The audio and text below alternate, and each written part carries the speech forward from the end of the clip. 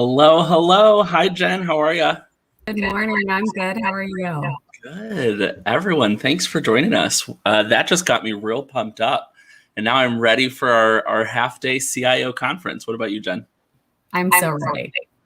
Excellent. Well, hello and welcome, everyone. I am Mike DeGeeter, one of your moderators today. And we also have Jennifer Alsbach here from Sickage, who will be moderating as well. Welcome to Sickage Manufacturing CIO Summit 2021 Trends and Beyond. We are glad that you are here with us for 4 great sessions today.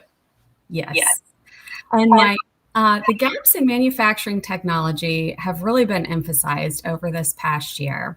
Product demand has been full of surprises, customer and supplier relationships have been challenged, and resilience has never been more important.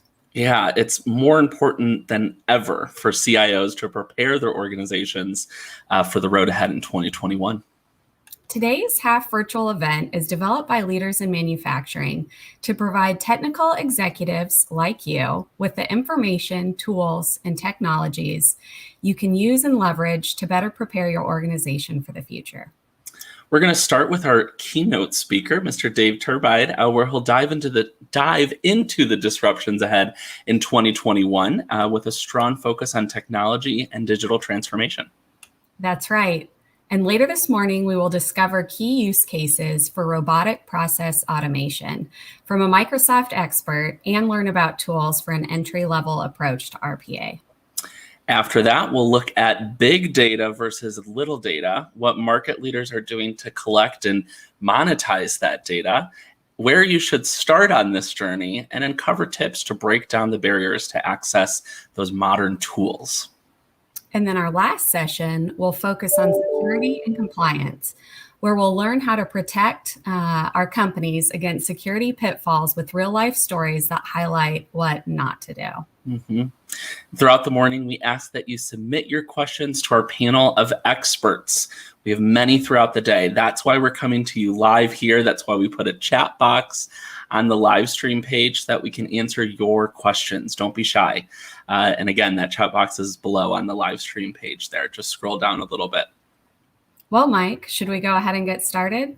I think so. Thanks, Jen. We'll see you in a little bit. The state of manufacturing in 2021 is quite a hot topic right now. I don't know, maybe there was something called a pandemic last year. And disruption is the word that keeps on picking up steam. Sharing current trends and post-COVID thoughts is Mr. Dave Turbide, one of today's featured speakers who will guide us through all of this and much more. To introduce Dave a little bit more, hey Dave, how are you? Good morning. Good morning. Thanks for being here. So Dave spent most of his career as an independent consultant, helping manufacturers better manage their business and improve performance before transitioning to teaching and writing about manufacturing technology as a freelance writer and analyst. So he's written 7 books, hundreds of white papers, case studies, blogs, web pages, articles on manufacturing and supply chain topics. To say the least, I think you're an expert in this topic. So thank you, Dave, so much for being here with us. I am going to throw it over to you to get started. Okay, we can get the PowerPoint up on the screen. Great. It's a pleasure to be here. I really have appreciate the opportunity to talk about these topics, and being in the introductory keynote slot is especially good for me, because I'd like to kick this off by talking about the big issues and the things that are happening out in the world, and then relate that to technologies just a little bit as an introduction to the detail you'll hear from the other speakers today. But first, I'd like to start with this general statement you've probably heard far too often, and that is COVID changed everything. Here to tell you, not really. There are some significant changes that have occurred in the supply chain and in demand in particular, but they're not really that different or that unusual from what we deal with every day in manufacturing and supply chain. There are always disruptions, there are always changes, and COVID and the lockdown that followed the initial spread of COVID is what really has caused the problems and the challenges for manufacturers, retailers, distributors, logistics providers, and so forth. So I want to take a step back and talk about those issues and those conflicting concerns, and then bring that back to the technology subject towards the end. So I've got only 2 slides here, kind of in the middle of the deck, that really say what the topic promised, and that is what's technology for manufacturers look like in the aftermath of the COVID shutdowns. But I want to spend most of the time talking about these general conditions and what's going on out in the marketplace, as an introduction to make those technology comments make a lot more sense, hopefully. So if we can move on to the next slide. Let's talk about when companies invest in technology or when they focus on technology. And there are really only a couple of driving factors. One is when a company is new or has a new product or a new market, and they're scaling up, and just installing this technology, putting this technology to use as these new products and new markets are coming into play. And that's not really what's driving the issues this year for most of us, although some of us are, and I'll talk about that a little bit. But if we go to the next slide, there's a life cycle associated with technologies and markets. I'm sure you've all seen this probably many times before, and that is every new product goes through an introductory stage where the product is being developed, and then when it gains some acceptance in the market and demand grows rapidly, that's the growth phase. And then eventually that product will reach a maturity stage where growth will level out, and then eventually decline and then drop off the edge of the world as obsolescence. And what I put on this chart is a couple of comments about what the focus is of the manufacturing company in each of these stages. In the introductory stage, you're making a small number of the products. There's probably heavy engineering involvement, so there's some changes to the products, and focus on quality. You want to put a good product out there, or else it won't be accepted and won't go through the stage of maturity. So the focus really is on the engineering, on quality, and not so much on cost. It's a secondary factor at this stage. Now, once the product's accepted in the marketplace and goes through into this growth phase, then the focus changes. Now you're interested in reducing cost and increasing volume, and that's where technology really comes into play most clearly. This is when companies invest in automation. They invest in systems to help them control the flow of goods and to get the products out to the market, manage the distribution chain, and so forth. Then when a product reaches the maturity stage, then they're not investing in technology to increase production or reduce cost necessarily, but mostly to just maintain and follow the decline in demand without incurring additional costs or too much inventory and that sort of thing. So the emphasis changes, and the need for technology and what we look to technology to deliver is going to change based on the changes of that cycle. Now, what's not clearly on the chart here, but is certainly implied by this chart, is that it's demand that's really driving all of this. Demand is low in the introductory stage, so we're not focused on the things that are important to managing demand or to changing demand, which is primarily cost and volume.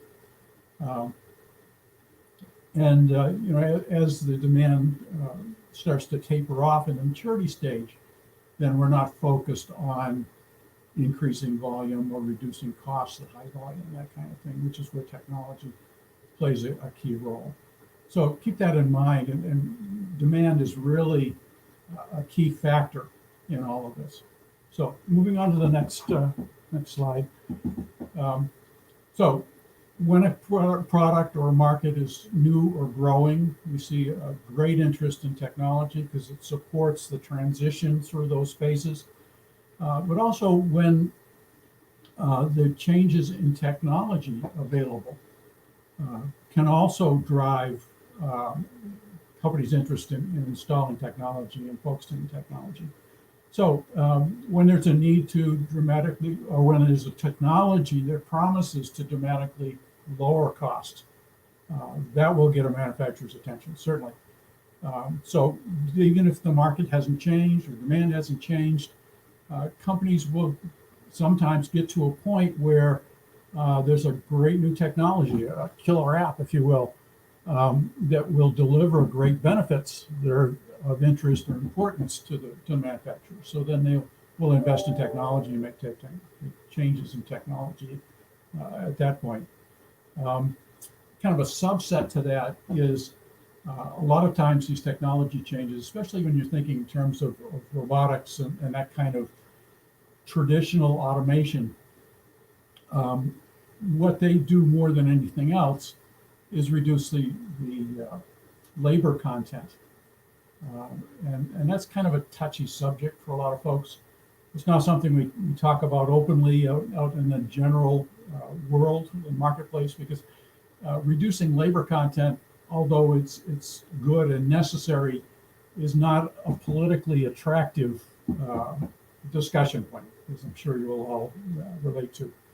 But nevertheless, it's a reality in the world of manufacturing.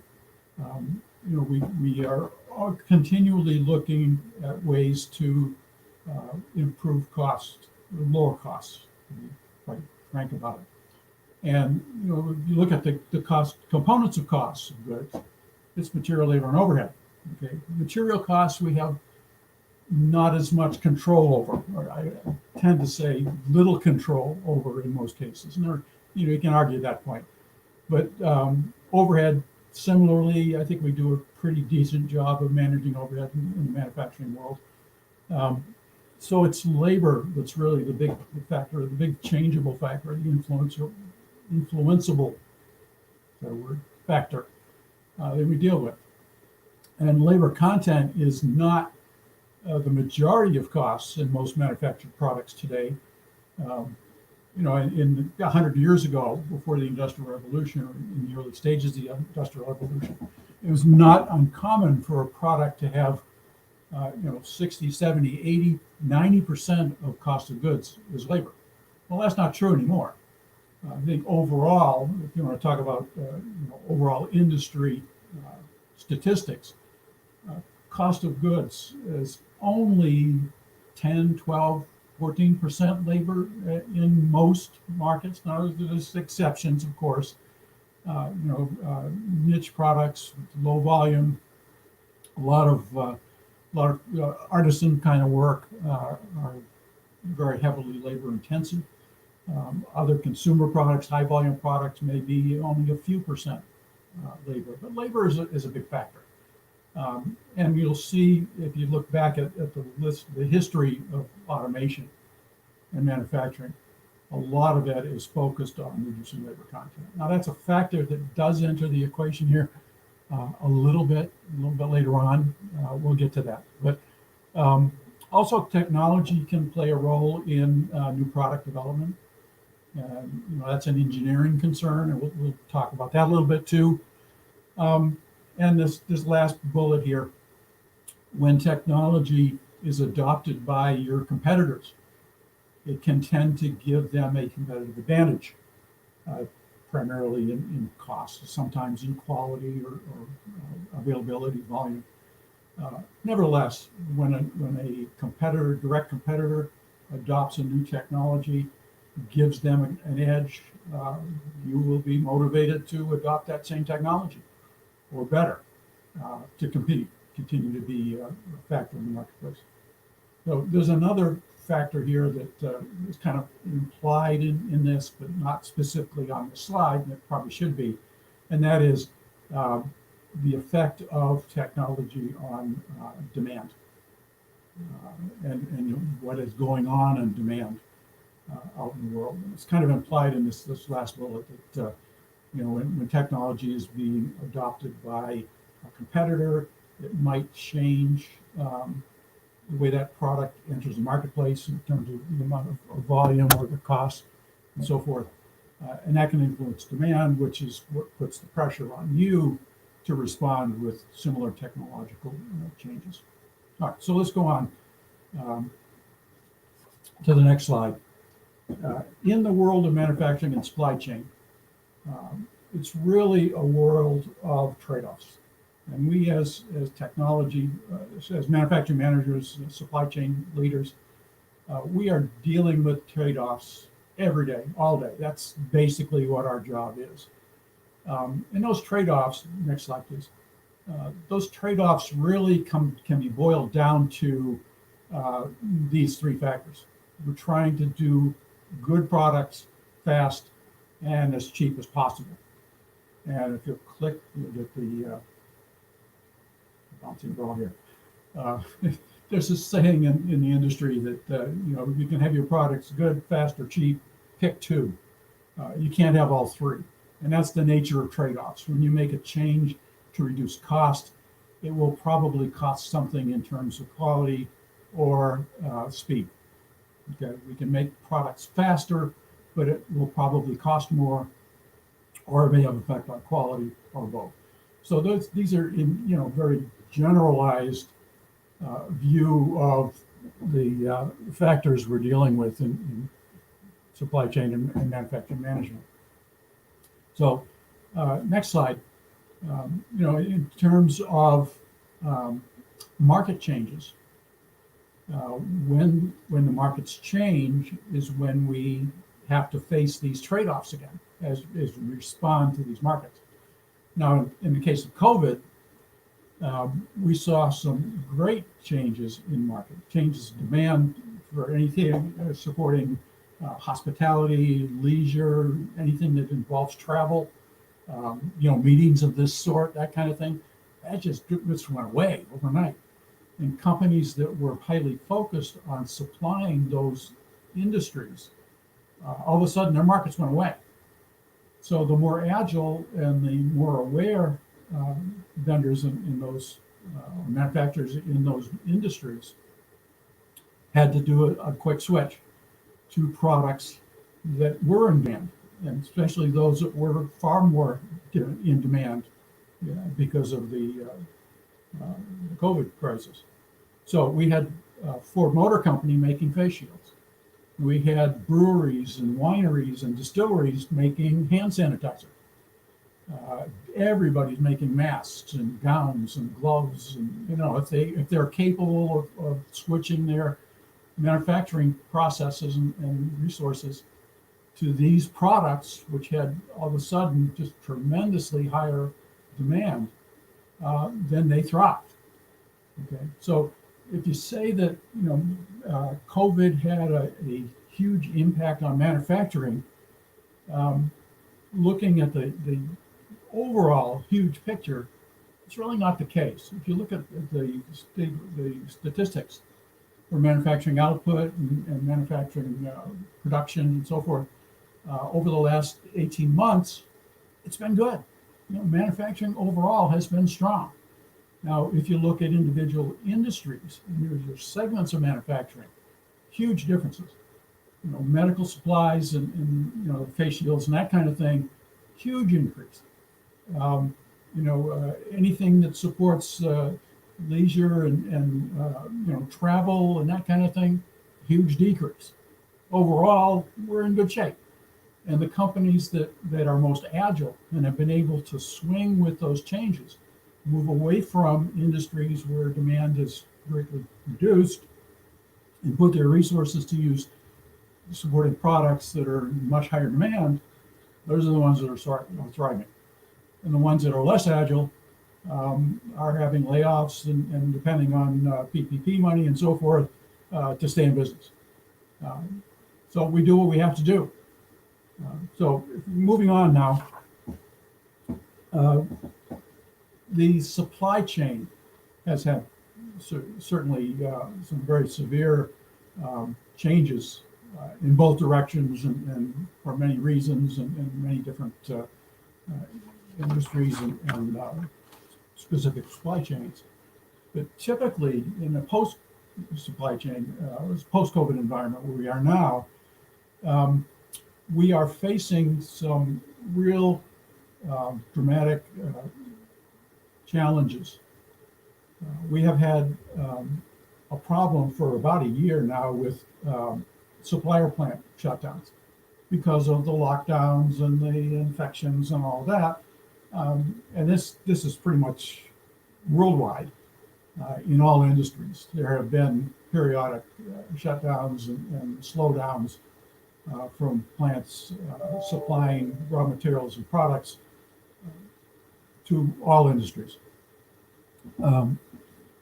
We have built an economy, world economy, that depends on fairly long supply chains.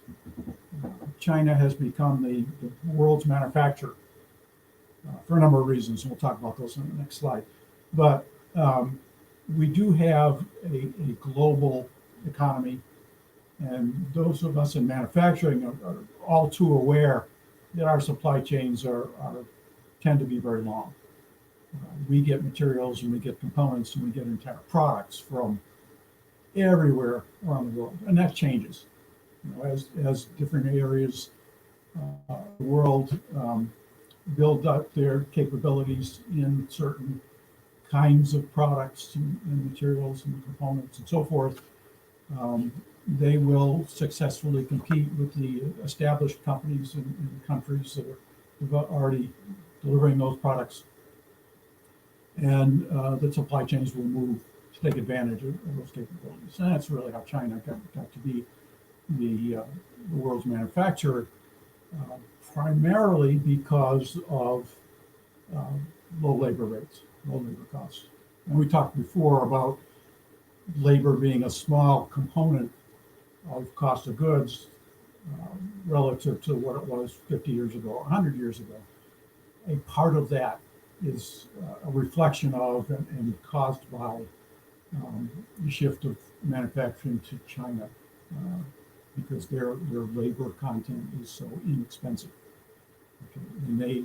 And as they have taken more of that business, then the plants in Europe and America and other parts of Asia and so forth have gone out of business or changed to other products that are not as dependent on labor content. They just couldn't compete. So what that leaves us with is a supply chain that's locked into this long distance environment. So we get so many of our components and products from China, and to be fair, Thailand, Vietnam, Indonesia, and so forth, that part of the world.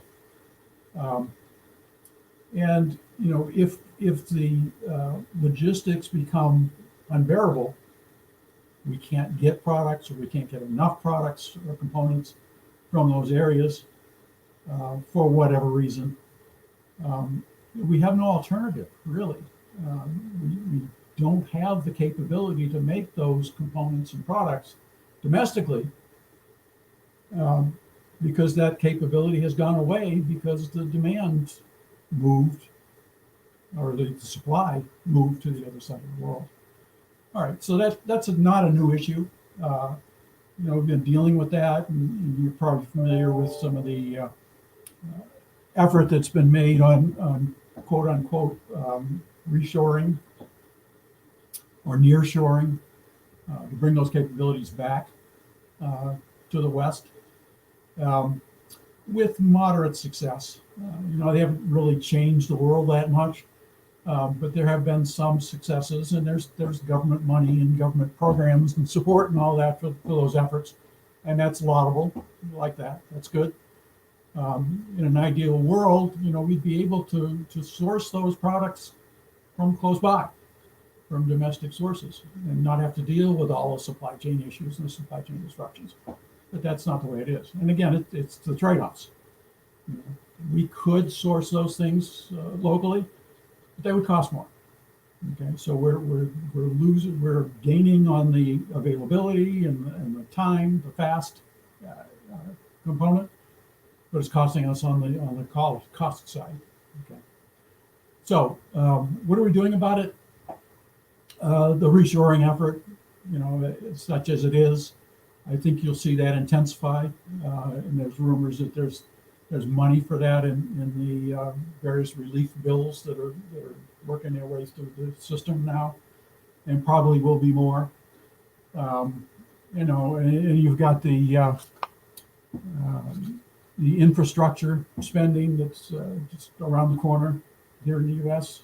It's probably going to drive more of that local jobs and local manufacturing for some of the things that support the construction industry that are can be made affordably here in the West. So all of these things are continuing to move. They have perhaps been accelerated or reemphasized in the wake of COVID, but not fundamentally changed. These are things that have already been in place. So, taking all that into consideration, we should, take a step back and get closer to what our primary content was intended to be, and that is, what does manufacturing automation look like, or manufacturing technology look like, in the wake of all of these things that have been happening around us over the last year or so. And the main message is, it hasn't really changed anything, but it has changed the emphasis on what we do with technology in manufacturing. So we are going to continue to use technologies to reduce labor content, particularly in the area of reshoring. Because the only real key to bringing those products back, those components and that manufacturing back from the Far East, is by reducing the labor content, so that it's not as big a factor in the cost trade-off between domestic sourcing and foreign sourcing. All right, so as those jobs come back, as those manufacturing capabilities come back, they will be heavily modified, heavily automated. So there'll be a lot of technology that's going to allow them to be competitive with the Far East. Okay, the other two factors are perhaps the more important ones and the more general, and that is increasing agility. And if there's anything we've learned from the COVID disruptions, it's that the companies that are more agile and can switch their production to items and markets where demand is greatly intensified, and away from those markets and products that have been hit hard by the disruption. And those are the ones that are thriving.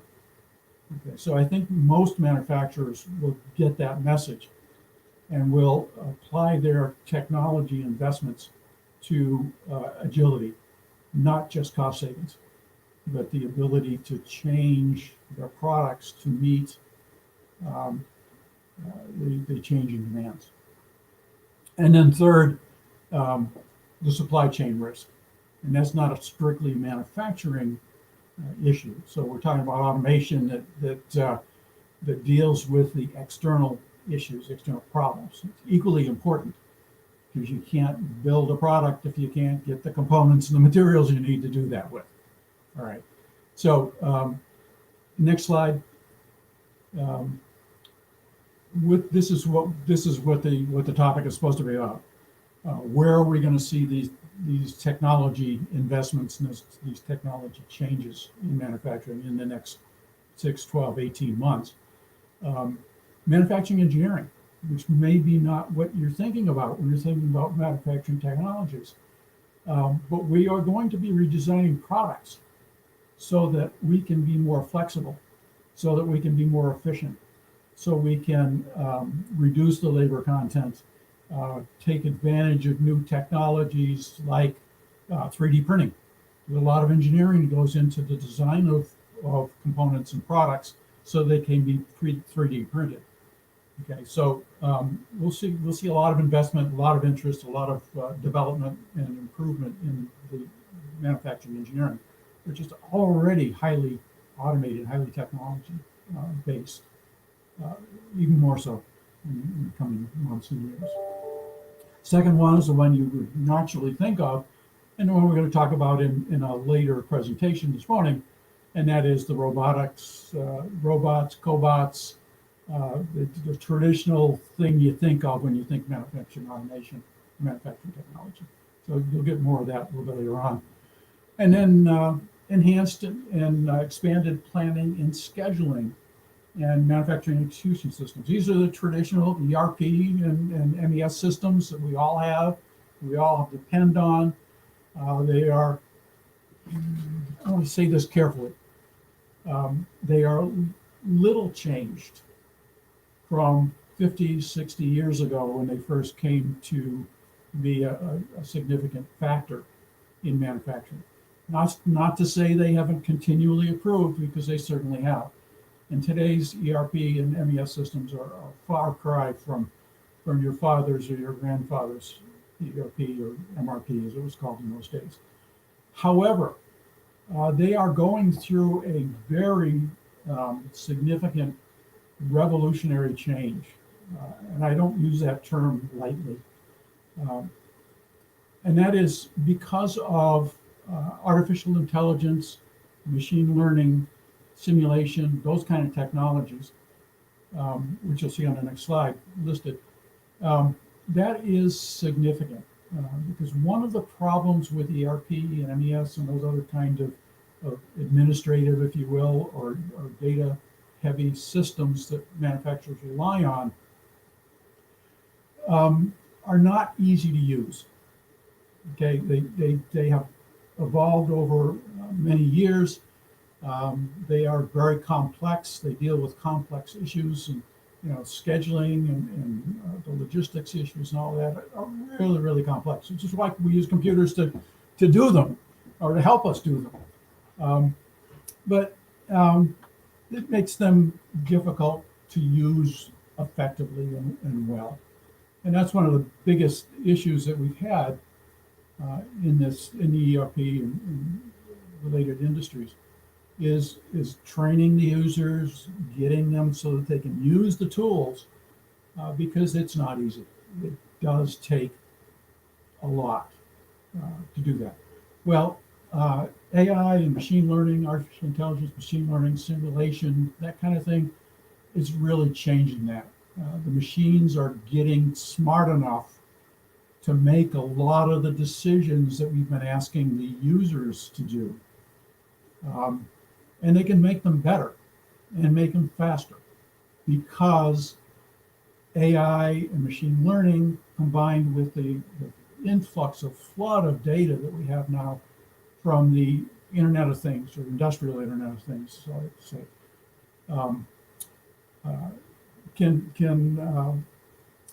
they can learn from all that data about the effects of the recommendations and decisions that they are making.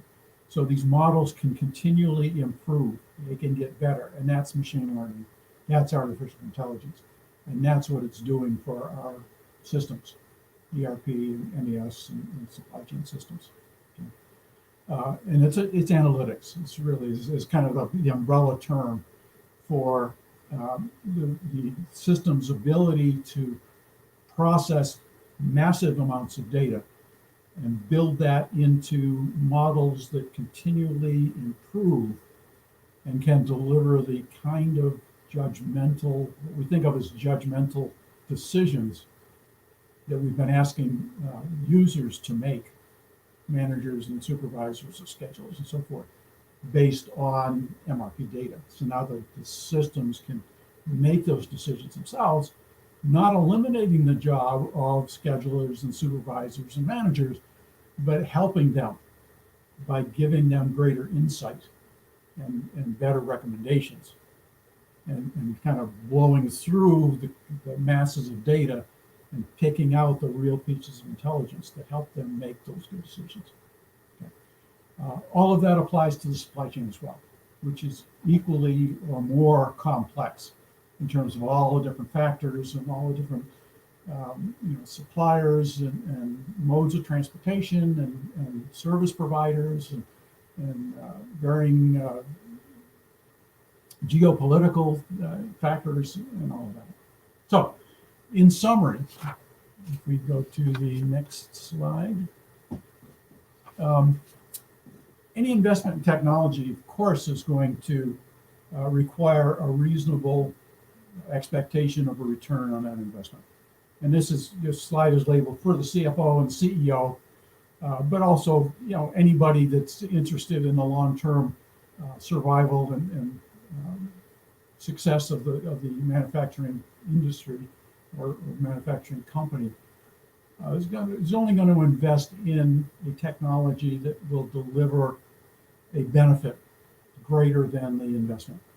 Okay. So, and that just brings us back to why do companies invest in technologies? And it's to deliver a lower cost, a higher production volume, better quality, or some combination of those things, allow us to more flexibly apply our resources to meet changes in demand for different products and so forth. Okay. Next slide. Okay. As CIOs, as I assume most of you are, technology is always changing. The rate of change is ever increasing. That is the biggest challenge, perhaps, in your position. So your task is to quickly identify the right technology and move your organization quickly to stay ahead of the competition as they identify and apply those technologies as well. So you really need to make sure that you keep your technology focused on the benefits, what keeps your operational leaders awake at night, what's bothering them, what are their biggest challenges, and how can you select the technologies to help them face and conquer those challenges. Yeah. So, keep it grounded and keep focused on why you're spending the money, why you're doing these technologies. And then, do your research and try to stay on top of developing trends and developing technologies and make sure, hopefully, you can pick the right ones that are going to have some legs, that are going to stay with you and deliver those kind of benefits. So, in conclusion, we're looking at, last slide. There we go. We're generally looking at technology to help us reduce labor content, reduce costs, increase agility, and manage supply chain risk. And I submit to you, in a post-COVID world, it's those latter two, that are really going to be the higher priorities for you. So I think we are, actually a few minutes past schedule. I apologize for that. Do we have any pressing issues here that are not going to be covered in later presentations? I think not. I think we're good. So Michael or Jen? Excellent, Ryan. Dave, thank you so much. Really appreciate you being here today. And if we do have any questions, we won't be able to get to them today because we have to move on to our next session. But if we do have any questions, we can get those followed up with Dave and our panel of experts here. And so feel free to add those in anyway, and we'll get to those very shortly. Excellent. No problem, Dave. Thank you so much for being here again today. And we are going to move on to a quick commercial. We'll be back in 5 minutes for our Future of RPA session. See you then.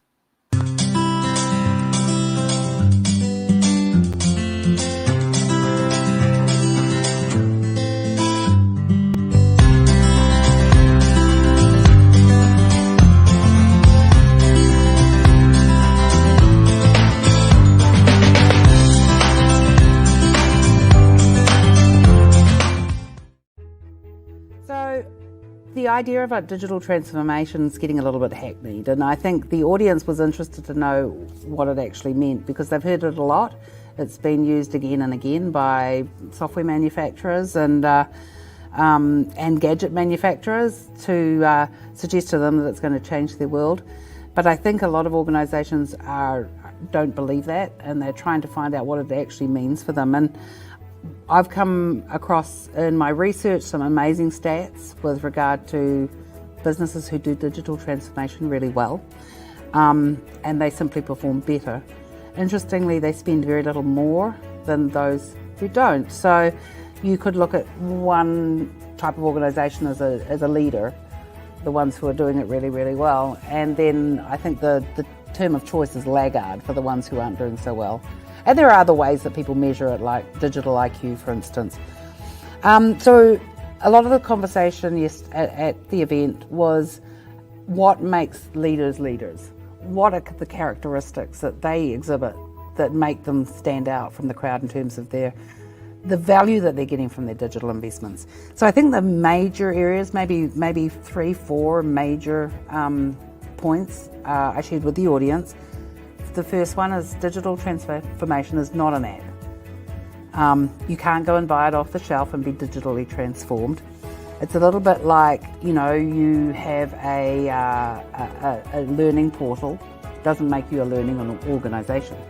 Having a Kanban system doesn't make you a lean organisation. And having a gadget attached to your inventory doesn't make you a digitally transformed organisation. So that really is the first thing. It's not an app. It really is a strategy.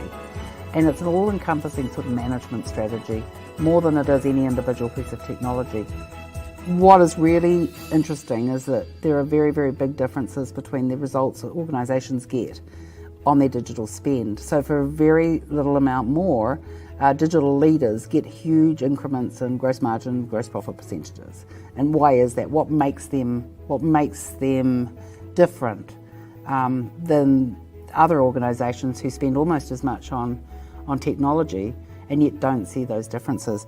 The second thing is it's business focused, not really technology focused. And one of the evidences of that is in leading organisations, often the CEO is the digital leader. They are taking the responsibility for the success of digital projects. So a lot of these digital initiatives are moving out of the IT department. Digital leaders tend to spend their investments across a broader area of the business. So rather than focus, which we have traditionally done, on organisational optimization, which is basically doing the same things better, faster, smarter, we see more effort around things like employee empowerment, providing tools to employees to get more out of their workday or to contribute more. We see more spend in around the customer and customer engagement. So interestingly, we're seeing budgets move from the CIO through to the CMO or the marketing organisation. And lastly, product transformation. This is where you're looking at using technology to transform products. A lot of organisations are seeing that as an opportunity to wrap services around their product. Another point I think that's really important is that this is a process. It's not something that happens overnight. And organisations need to prepare to take on that process with things like really good change management. And then as the digital plans roll out, a view to continuous improvement. Lastly, one of the interesting areas I think for organisations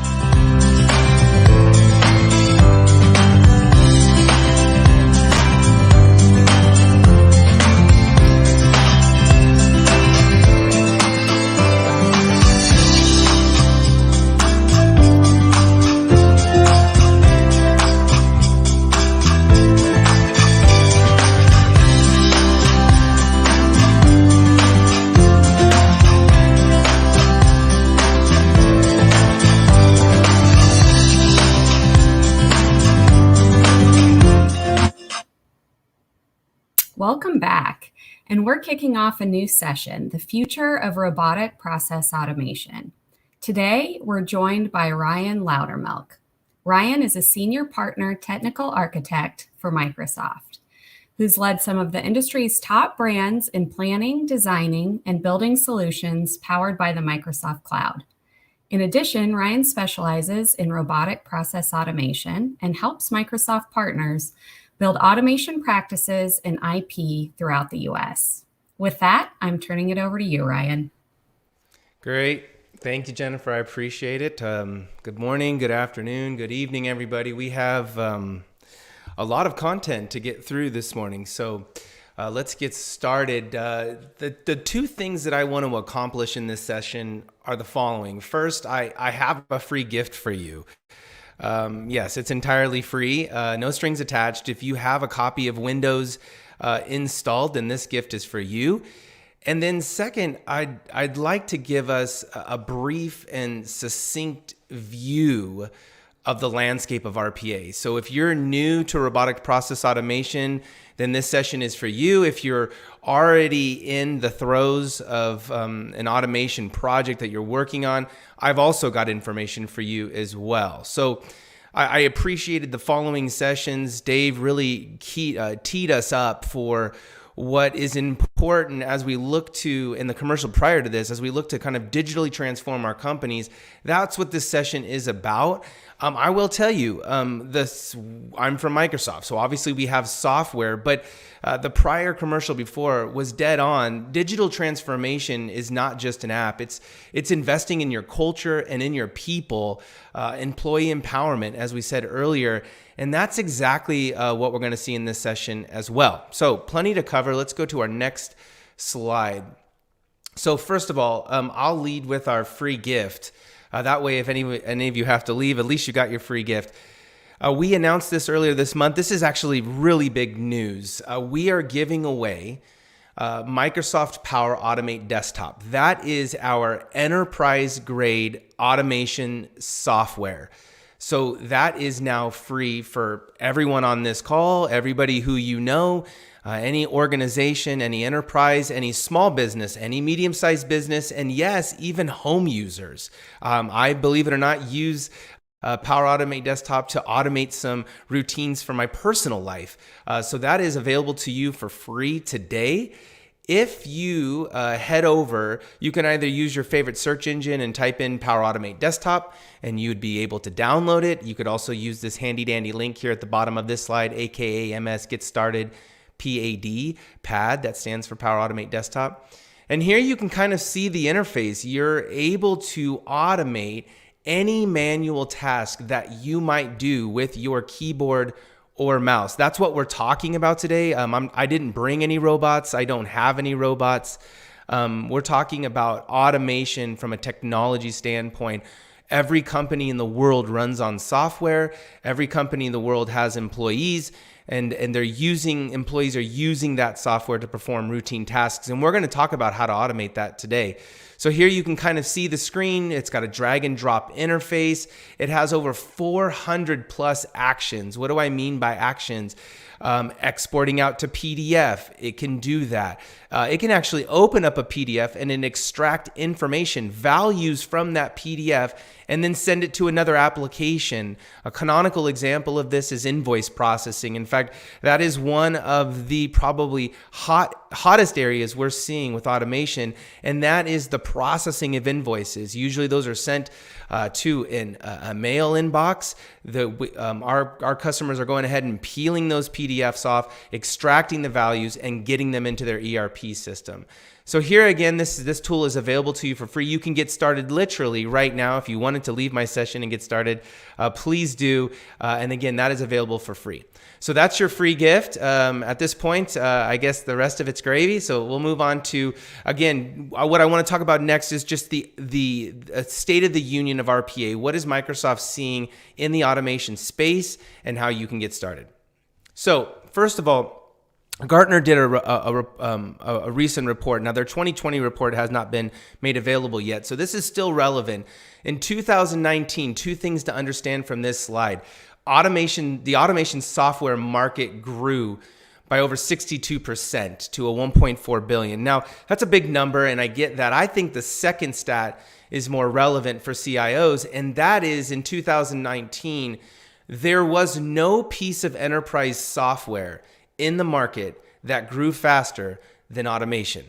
So automation is being invested in. I'll show you some companies that are already on that track. They're already on maybe their second or third automation project. This technology is here to stay.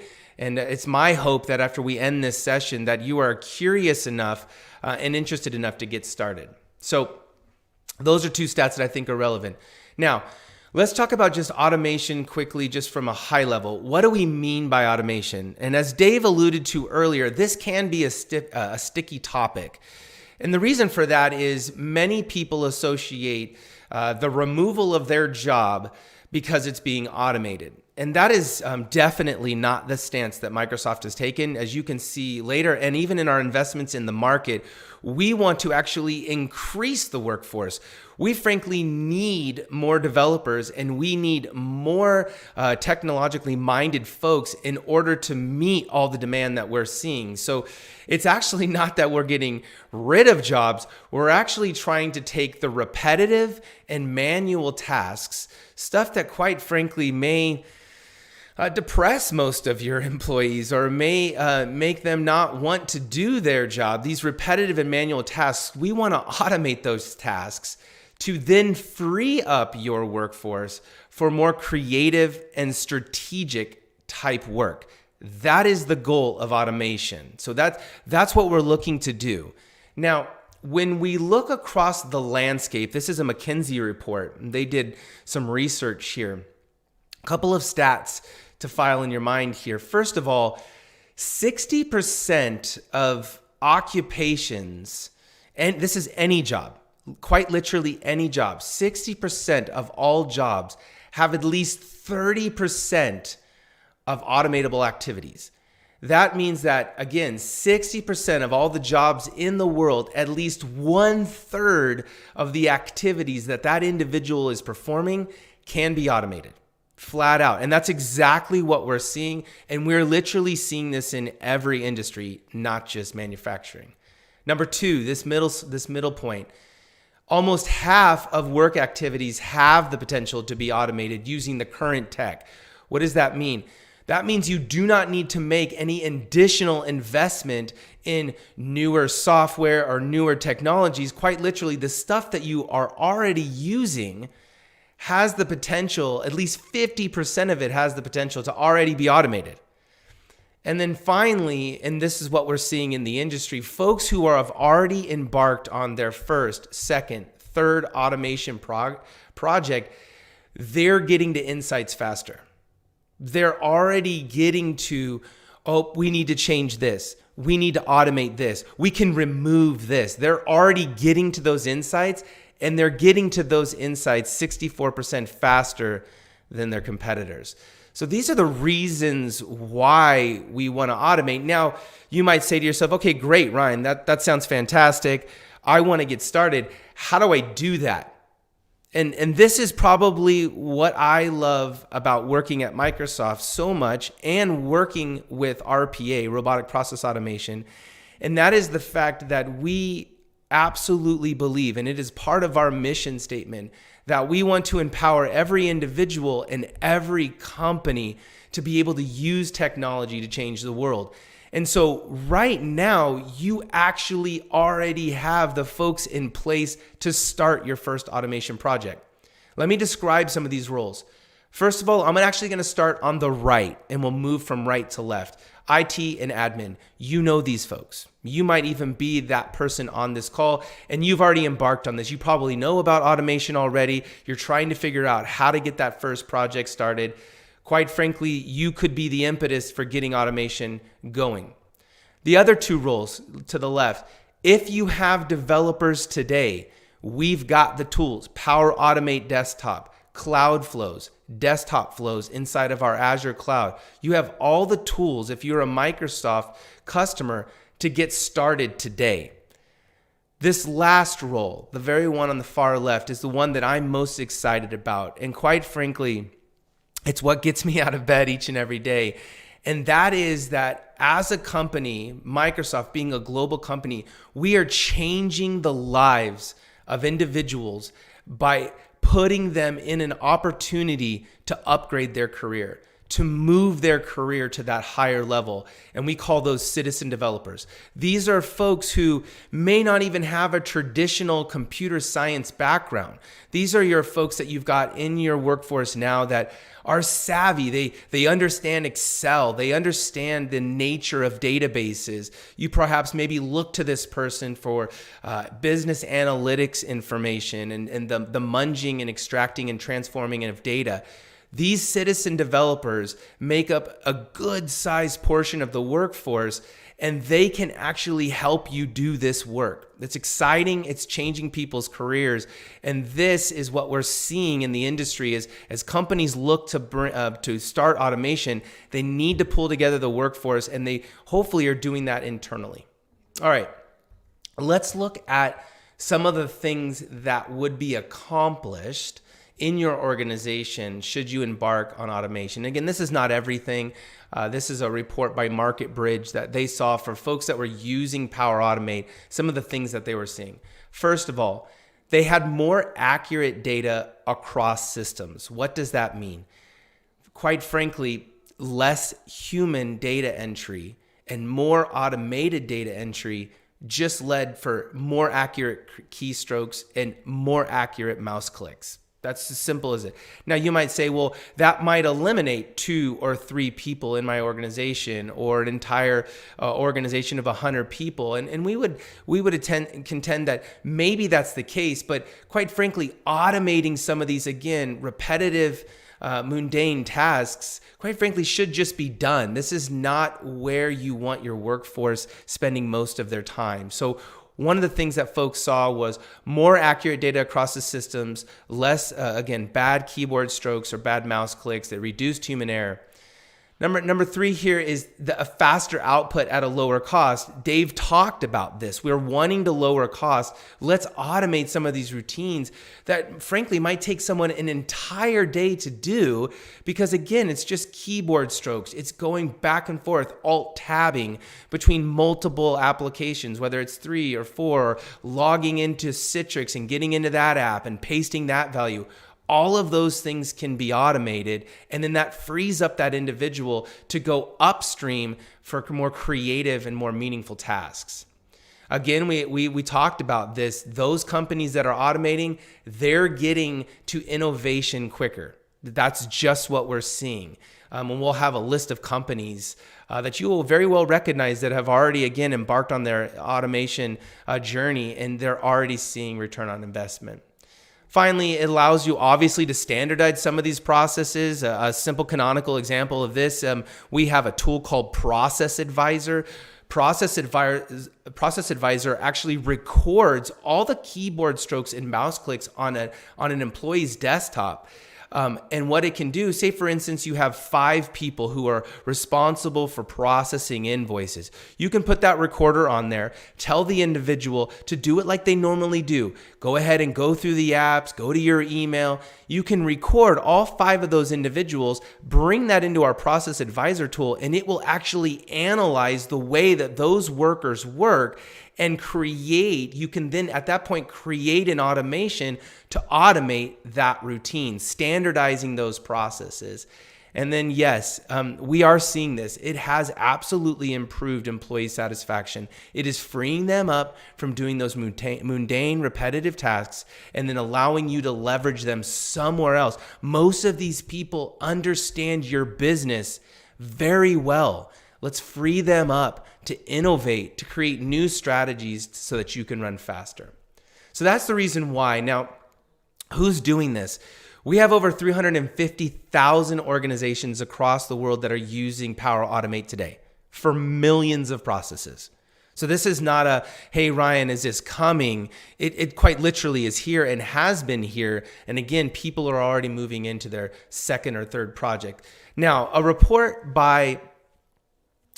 done by Forrester found this, that for those folks who took time to invest in automating, let's be clear, there is going to be an upfront cost. When you look to automate something, you have to research it. You're going to be putting in time in order to figure that out. Now, this is where it gets a little sticky because if you spend too much money trying to automate something that you then subsequently can't get the money back for, we've made a bad decision. So a lot of what you need to do up front is to say, hey, does this warrant automating? Process Advisor, by the way, the tool that we have, helps you make that decision. And instead of embarking on it and saying, hey, I hope we make our money back, you can actually use Process Advisor to do that upfront work to go, yeah, we do this 1,000 times a day. And if we could automate this, we could save hundreds of thousands of dollars. So in this particular study, for those folks who embarked in automation over a 3-year period, when they looked back at their return on investment, it was close to 200%. In other words, they made their money back, and then they've also saved money. Of that, they were able to, again, across the time savings for these workers over a 3-year period added up to close to 1.5 million. And then again, we talked about this, that reduce in error, having to go back and do something a second time, having to go back and do something a third time, it reduced that error by 27%. Now, some of the folks that are doing that, Alimity is an Italian bank, a new generation Italian bank. They kicked off their automation practice and decided to go where most go. I will tell you, if you're looking for an area to get started, document processing automation is the place to start. It's absolutely red hot. And that's exactly what they did. They receive thousands of documents a month, and they are using RPA to automate the practice of those documents going from hand to hand. So again, they're getting documents from hundreds of individuals a week. They're using automation to process those documents instead of putting that tax on their people. Some of you might be familiar with LP, Louisiana Pacific, a staple in the professional and personal building of projects. They're headquartered in Nashville, and they've got mills across America. LP is using Power Automate and our Power Platform, which I'll talk about just later. Power Automate is on our Power Platform to empower their employees to streamline traditional paper-based processes. So they not only used our automation software, but they went even upstream, used one of their citizen developers to build an app, a Power app, in order to help their field. What they saw by doing this project, building an app on our Power Platform and using Power Automate, they were able to lower costs, increase productivity, and they were able to, in this project, find more than 1 million in net new pipeline opportunities. Again, these are companies who are already embarking on their first or second automation practice. Now, I told you I'd show you some companies who have already embarked on this journey. Here's some of the big ones. Obviously, again, we're Microsoft, we're a big company, we work with big brands. These are companies today who have already embarked on their automation journey. They're already automating, they're already ahead of the curve. They're hoping to beat out their competition. As Dave said, they're moving faster than their competitors. Now, as I finish up, I wanted just to give you a quick brief. Where does this fit? I talked about our Power Platform. There you see Power Automate in the middle. It's blue. The other innovations we have for you that sit atop of our Power Platform are as followings. In yellow, Power BI. Many of you know this tool. If you need reporting, business analytics, dashboards, that is sitting on top of our Power Platform and can easily connect into all the data that you already have. Power Apps can do the exact same thing.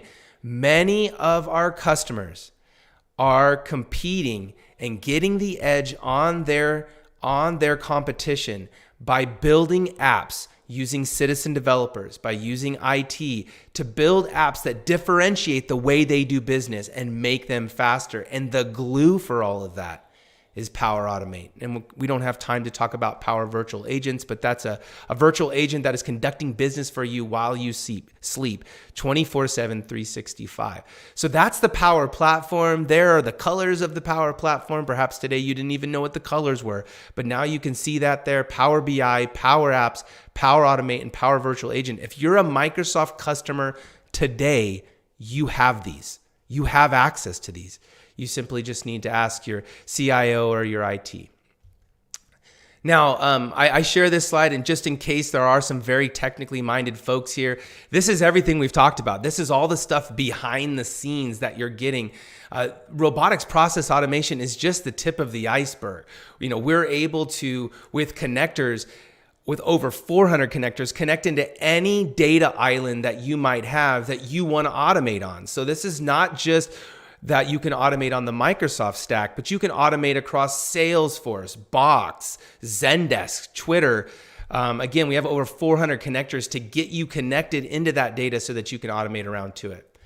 Now, finally, lest I mention it, if you have any of these things, Microsoft 365, which is Office, Excel, Word, if you are in the Microsoft cloud, if you have Dynamics, if you have any of these products, you can start automating today. And again, even if you're not on any of these platforms, which is hard to believe because again, a lot of companies run on Office, you still can use our first and third party connectors. You can still connect into those systems with over 400 connectors to go ahead and connect into your system so that you can get started today with robotics process automation. All right, that is my time. I'm told now to go ahead and switch over to questions. Jen, do we have any questions? First of all, thank you so much, Ryan. Great information. We do have some really good questions coming in, and I'll start us off with the first one. What does the learning curve look like to use Power Automate? Gosh, this is such a good question. Go and download it right now. Play with it for 15 minutes. Give me 30 minutes, and you will have answered your own question. It is very straightforward. Drag and drop. I contend that you probably within an hour could automate an email that you have to send every month, which maybe involves you, uploading an Excel file and attaching it to everybody and sending it. You could automate that today within an hour. So the learning curve is not steep. Awesome. And it looks like we have another one here. What are the things that you should remember as you're implementing RPA? Yeah, this is a great question. Please do the upfront investigation as to whether or not it makes sense to automate this. Otherwise, what will happen is you get one token sometimes with management. You spend that one token and you go and automate something that doesn't have a return on investment. It's not going to go well. So take your time. Use Process Advisor to record 10 people doing a task that you know is ripe for automation. Do that first investigation to say, if we do this, we think we can save $125,000 a month over the course of 3 years. Let's go ahead and invest this money to save that. So do your upfront work. Love it. Thank you. And just to kind of reiterate, you touched on some great points throughout the session. But what are the really important characteristics that you want everyone to walk away with regarding RPA? Yeah. Number one, it doesn't involve robots. I think we all need to know that. Number two, you can get started today. Go and again, using your favorite search engine, type in Power Automate Desktop, download the software for free, and just get started.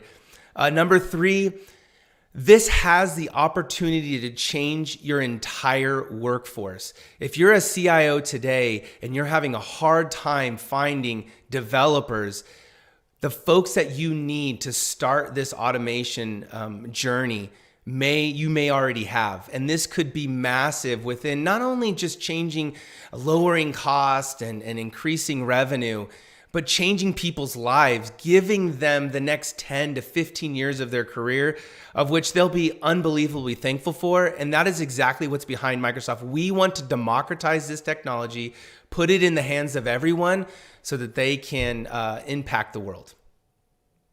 Awesome. Work smarter, right? That's right.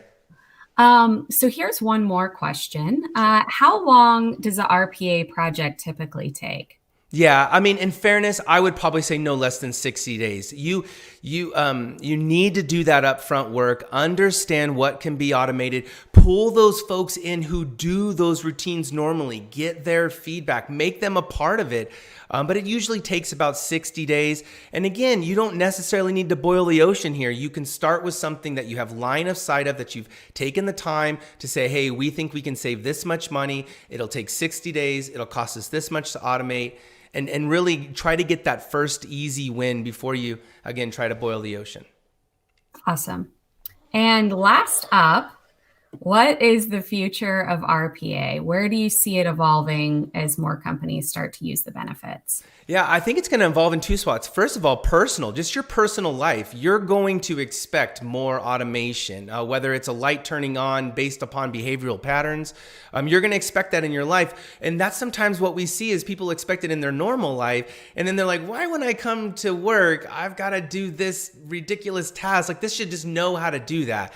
And that's what we'll see the second piece is companies are going to automate. They already are. If you are still punching on keyboards and mouse clicking, you don't have much time left. Like you really have to hop on these. The tools are available. Again, if you're a Microsoft customer today, you already have these tools. You're literally already paying for them. You just need to turn them on and use them. Awesome. Well, we have so appreciated having you here. Thanks again. Yeah. And huge thanks to the audience for sticking with us. And I think we're going to go to commercial break now. Great. Thank you, Jen.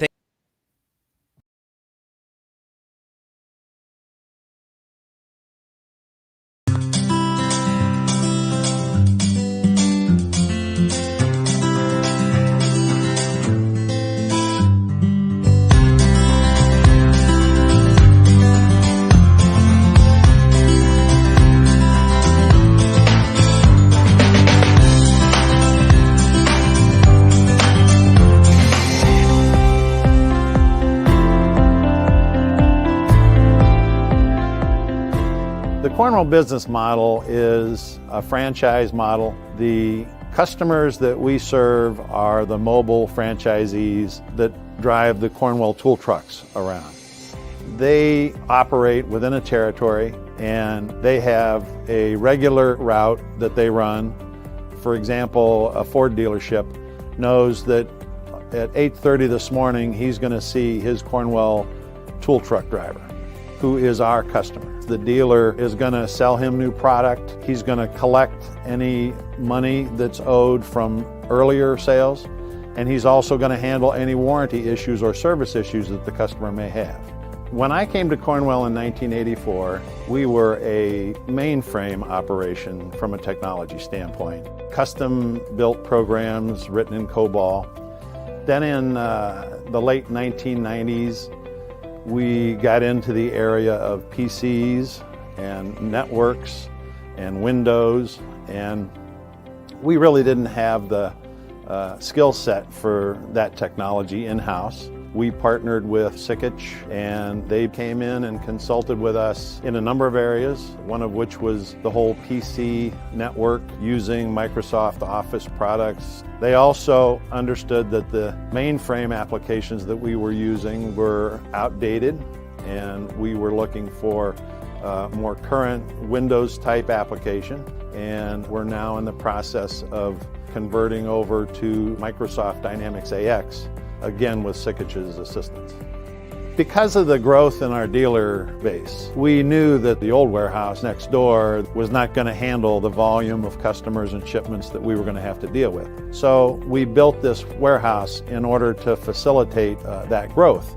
We also knew that we were going to have an ERP solution that was going to complement things like zone picking, faster shipping, interfaces with website technology in terms of tracking, and we decided on the Microsoft AX simply because we have always had certain customizations and uniquenesses in our business, as I'm sure other businesses have, but we felt that the AX application allowed us to deal with those and set up different configurations at the user layer so that we don't become version locked, and that is going to allow us to continue to grow and continue to expand into areas that we know we're going to have to get into and we really can't right now. The VCIO aspect of Sikich is that they know the things that we're working on, they know some of the strategic plans that we have, and they're able to suggest some of the technology that's out there that is beneficial to us that I wouldn't really know about because I don't have time to keep up with it. So having Sikich with their expertise, handling that and monitoring that was very comforting. We have 680 dealers who rely on that system to back up their data, to get current information, and I sleep much better at night knowing that Sikich is monitoring that and I don't have to worry about it. The benefits that we've found of using the Microsoft applications have been extremely significant. We've had consistent growth, actually record growth over the last number of years. Areas such as EDI or networking, virtual networks, things like that. You just can't keep up with that stuff without somebody like Sikich assisting you with the skill set that they have. We've got a long relationship with Sikich and they've been excellent partners of ours. And I mean, some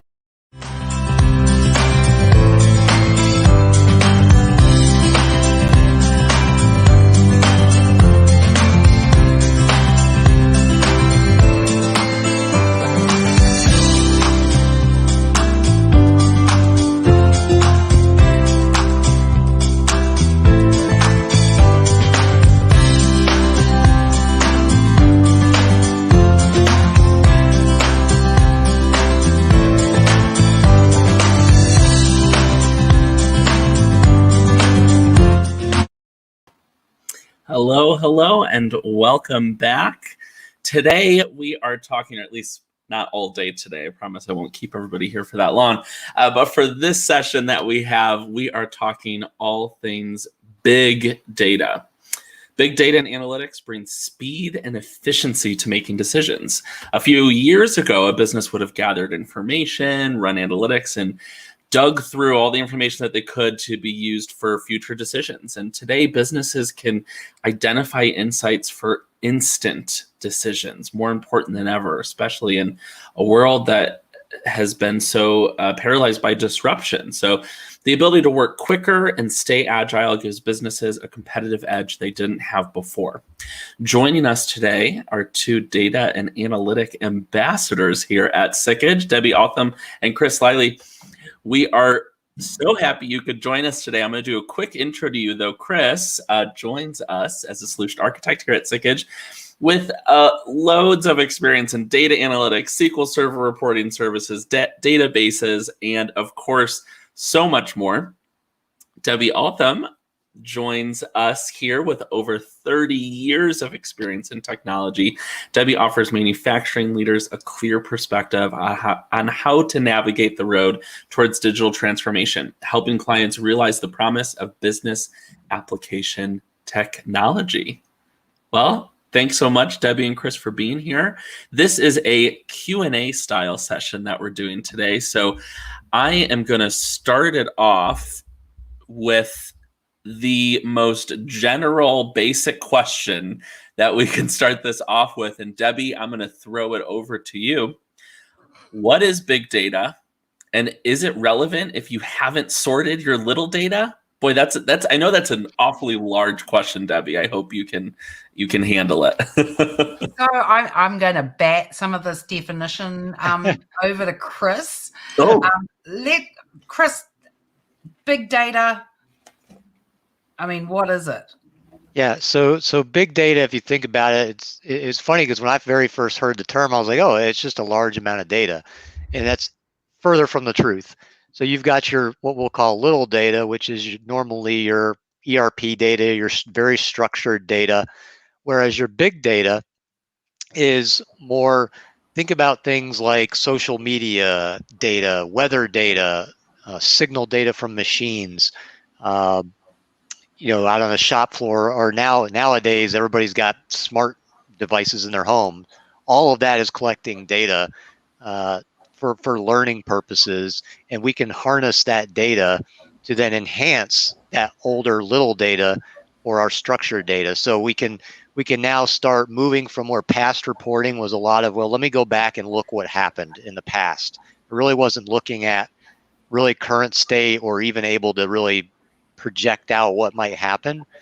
Big data is really allowing for that. It's allowing us to get these tremendous amount of data that we can enhance our operational data with and then help us predict things. So an example would be if I've got machines on a floor that are sending out signals and I see a problem there, well, now I can quickly react to that, right? So big data can help with that. So when we talk about the big data, it's that stuff coming through us through a fire hose, right? We're getting it from every angle. And the question, Michael, I think you had was, should you be worried about that if you haven't even got your little data sorted? And hot off the press, Sikich run a manufacturing and distribution survey. And in our 2021 quarterly survey, we found that 30% of executives were less than fairly confident in the data they collect. So let's talk about the little data.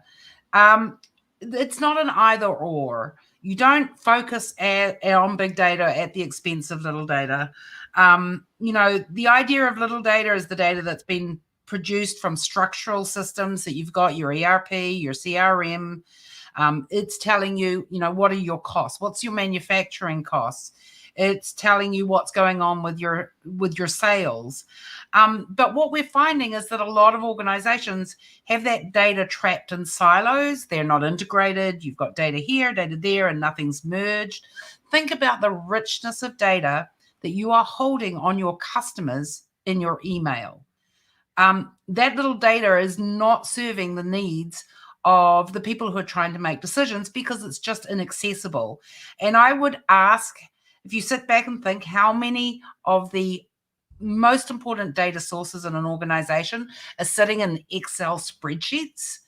I'd love to do a survey on how many core data repositories are in Excel in your organization, and start working out, at what point in time do you think you need to change your data strategy for your little data?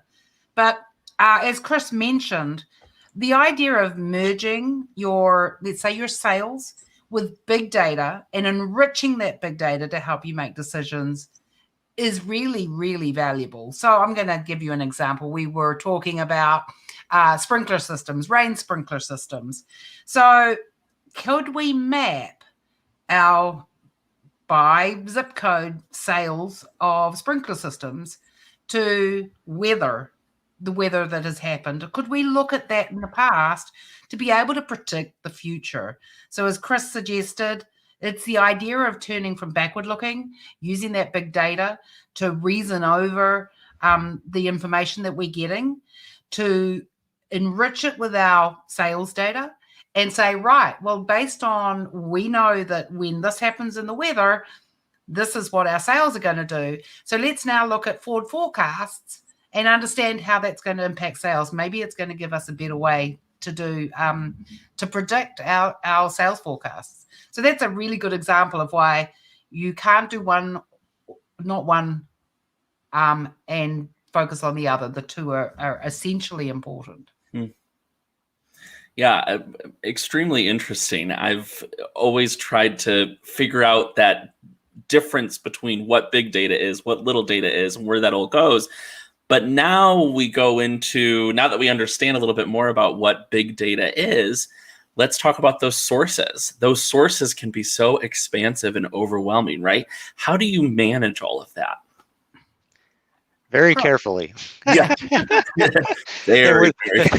And with a lot of computing power. So at the infancy of big data, really only the largest companies could even collect it and do anything with it, just because of the sheer amount of money and work power and computing power you really needed to be able to not only, like you said, capture it, but make sense of it and do anything with it. It's just so much data. Now we're not really in the infancy of that anymore. It's getting a lot more accessible with cloud computing, where you can very easily get more computing power. You're seeing a large increase in skilled data scientists and things like that, with programs built completely around that can really make sense of that data now. Because what you're saying is you're really looking back at things like in-stream monitoring services, legacy documents, large media files. Like, who thought that you could use media files to be a source of analytics? Data from web. We mentioned IoT, social networks. There's just data from everywhere, and it really does take large amounts of computing power, which are easier and easier to obtain now, and skilled employees, the workforce that can understand that data and make sense of it. So, what about data security? Yeah, so the good thing about, if you go a lot of these cloud computing programs, AWS, Microsoft, they've got all of the latest and greatest with data security that limits not only who can get the data, but within the data, certain aspects of the data, attributes, limiting things like, should somebody see a specific, department's worth of data, things like that. So all the security is really built into these cloud platforms, again, that really allow this just explosive growth in analytics against big data. So what are market leaders doing to collect and then monetize this type of data? So I'll take that one. I think there is a number of areas where organizations can earn value from their ability to collect and use that data. And I'm going to have a look at a variety and let's talk first of the industrial Internet of Things, where organizations are able to, let's say, embed IoT devices into their products. Now, there's two ways of looking at this. You can embed them into the machines in your manufacturing facility and collect data around the performance of those machines. Now, one of the probably the more recent efforts is to actually turn your manufacturing facility into a digital environment and based on something called a digital twin. So in my mind, a digital twin is just a replication of your manufacturing facilities in a digital format where you can, instead of going to the machine and turning the dial, you could come back and you could do it on the computer and that would have effectively the same impact. Now, the really interesting thing is where you're wanting to think about, what if analysis? What if I included an additional machine? What would that do to my capacity? What if this machine was taken out of service for a day because, let's say, I needed to do a preventative repair? What can I model up on my digital twin? Because it basically replicates all of the pieces of that manufacturing process to reduce the risk of the process of manufacturing and to increase the insights that you might get by making changes in that manufacturing process. And Dave talked a lot about using technology as a risk mitigation technique, the ability to know what the impact of an entire process of one decision versus another. What happens if my sales tick up by 20%? What if I introduce this new product and I want to see how that's going to impact my scheduling? This is all the kind of, excuse me, this is all of the kind of things that you can do with this idea of a digital twin. So that's creating value by being able to make better decisions, being able to use your resources more effectively. But there's also the idea of using embedded IoT technology in the products that you sell. So if you manufacture equipment or you manufacture any sort of asset that goes out into the field, one of the first things that you can do is start to collect data related to the use of your particular manufactured item in the field. And this is something we've always wanted to know. I've made this thing, I've shipped it out. How's the customer using it? Under what environment is the customer using it? And it may give you the basic information that helps you with engineering and design so that you can say, well, look, typically what we've found is the breakdown rate for equipment that is shipped into high elevation scenarios or low temperature scenarios, it's not as robust. Maybe we need to develop around making sure that the equipment we make is able to work better in those environments. What design changes do we need to do? So it makes your products better. The other area for IoT data is the ability to actually track the performance of those machines in their location and maybe be able to provide services around it. So let's say I want to ship I was talking about sprinkler systems before. Maybe we want to ship sprinkler systems, and instead of a one-off, you signed off, you've paid, you've got your sprinklers, you've sold your sprinkler system, and then trying to get spare parts or consumables or services sold as, for maintenance and repair, maybe instead those IoT devices are able to report back to you the effectivity of those sprinkler systems. And you might be able to say, well, look, as a service, Mr. Customer, I am going to take the big data I've got from the weather, and I am going to take the information I'm receiving from those sprinkler systems, and I'll turn them on and off as the weather dictates. So in fact, you don't need to do anything, completely hands off. When you buy a sprinkler system from me, I will also manage it. And that's the idea of bringing that service revenue into the manufacturing space. So this is really where the big opportunity lies with things like that big data, mashing it up and turning that into a way that you can earn new revenue streams. Maybe their service, maybe they're simply increasing your ability to increase revenue around spare parts and better management and maintenance of those pieces of equipment.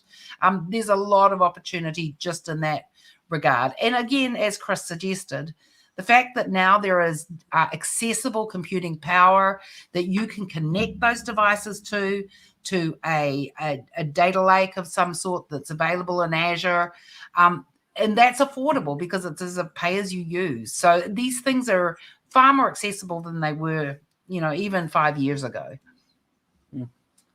So with all of this information, where do you start on your data modernization journey? Well, first of all, I think maybe if you look at your internal operation, you're looking at your manufacturing facility, is talking to the vendors of your machines and asking what are they doing to capture the data for the machines they've already shipped to you. Have they got embedded devices? Where is the data that's over and above, let's say, your basic operational data? So I would say that's the first thing, is actually understand what's been collected already. And then ask them, have they got any intent to increase the data that those machines are capturing, so that you can provide that, or at least you can be assured that you have a manufacturing facility where the equipment is monitored in such a way that you can move into this digital twin sort of environment. What can they do to help you? So that's a really good place to start. The other is to talk to your product development team and engineering and understanding, is there products that you're selling that could reasonably support embedded devices? And if so, is it reasonable to think that you could embed them in retroactively, or maybe design them into new products? So that's a couple of great ways. I think you need to think about data privacy and the kind of security blockers that exist. So another example that we like to talk about is a push bike, right? If I was riding them, the push bike manufacturer might want to know more about how their bikes are being used in the field. But how do I feel about being tracked? And the fact that my push bike hasn't come out of the garage in the last 2 years. So, do I want them to know when I finally get that push bike out? Do I really want them to know that I'm doing that? Then they're going to know that I'm out, I'm away from home. So there is privacy aspects, and that may be blockers. We've got clients who can't embed devices in because the people they sell to won't let them have internet access. So there are those blockers to understand. But I think at the end game is knowing what data you want to collect, because just as Ryan suggested on the RPA session, you maybe don't know what data you want to collect, but you don't want to go through a massive data collection exercise where you really have no idea of what value that data might bring. Yeah, and today's modern analytics, artificial intelligence, and machine learning tools are huge, and they're breaking down those barriers to access, right? They're making it easier, just like you talked about, Debbie, to start on your data modernization journey. I can't speak today, apparently, but so with that in mind, AI, machine learning, sometimes abbreviated as ML, if anyone's ever seen that. How has the democratization of computing power allowed smaller companies to grow so exponentially? So it's no different, Ryan, when he talked about RPA and the idea that it was, accessible to the individual in terms of doing automation. The idea of being able to access the kind of computing power that can deal with big data. I mean, historically, it was only the largest of the large companies that could afford those great big computers. They had masses of investment into this hardware, and were able to do that because they had the funding to do it. The differences, and you can see it everything from the huge changes in the Fortune 500, what companies are represented up there, and the idea that a startup can come and compete very quickly with an organization who maybe have been a market leader for the last 20, 50, whatever years. The idea that the small startup can access the same amount of computing power as a very, very large organization sort of suggests that the facility is there for you to use. A lot of it, as I said, with Azure and the data lake, the idea that you're putting your data into some sort of repository, the storage is cheaper and it's available and you pay for what you use. And those tools like artificial intelligence bots, the idea of machine learning algorithms, can it be simply as pay as you use, drag, apply it to your data, see if you can find out insights from that data. These tools are available today, they're available now, and they are not cost prohibitive for an organization who's prepared to put the effort into collecting and summarizing that data in a centralized form. Yeah, and I'd add to that, Debbie, you like I mentioned earlier, you may need, it got to a point where you really needed that workforce, a bunch of data scientists to make sense out of anything. But to your point, Mike, the decentralization of that now, with all this cloud computing and the services that Debbie mentioned, like machine learning, they've made that really easy and obtainable for, not as, I mean, you still have to have some data scientists, skill sets to be able to train a model, but they've made it much easier, drag and drop, click, very easy to switch between different types of modeling, to really to get that model to train your data, and that's kind of the main thing of it, is just there's no human being or group of human beings that can sit down and manage this amount of data. I mean, that's what really the advent of the artificial intelligence and machine learning is allowing, is just to slam through those. I mean, I would say it's probably even more than terabytes. It's just massive amounts of data that no person could go through, and even your normal computing power can't. They could, but it'd take a while. So now you've got this much higher computer power. These machine learning capabilities are really allowing and facilitating that. Michael, if I could finish off with a good example. Sure. And historically in Microsoft Dynamics 365 Finance and Supply Chain Management, we used to have facilities within the ERP system to be able to help with forecasting. Mm-hmm. And it is reasonably recently that Microsoft have said, when you think about sales forecasting, you need to start thinking about how potentially you can use those AI tools to build better forecasts, to tell you things that you can't see yourself. So what Microsoft has done is extract the functionality around forecasting and loaded it into Azure, and then made available those tools for companies who want to look at their historical sales data and have these tools use it to predict future sales based on past. Now, in the old days, this was, number one, it could have been part of your ERP, or number two, it was maybe a third-party expensive, very, very expensive application that would be able to do that. And instead, Microsoft has said, let's make this a function of that incredible computing power that we now have on offer. Let's take you the data that you've got, your historical sales data. Let's grab that and let's run these tools across it and maybe tell you something you don't know. So that's a great example of how The way we used to do things is being changed markedly by the availability of the computing power, the data, the data storage costs, as well as the advent of tools for artificial intelligence and machine learning, and the accessibility of those tools. So a quick question from the audience asking, what is, with big data working in, or being added to, I should say, into the cloud, what type of security concerns are there with so much of your very, very important and valuable data in a cloud environment?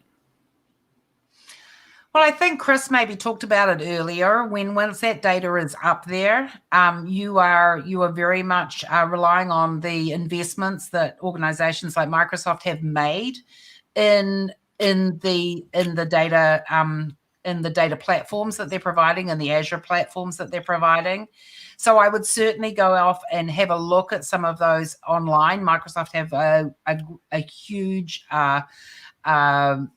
area of the website that's dedicated to why you can consider that data safe and secure.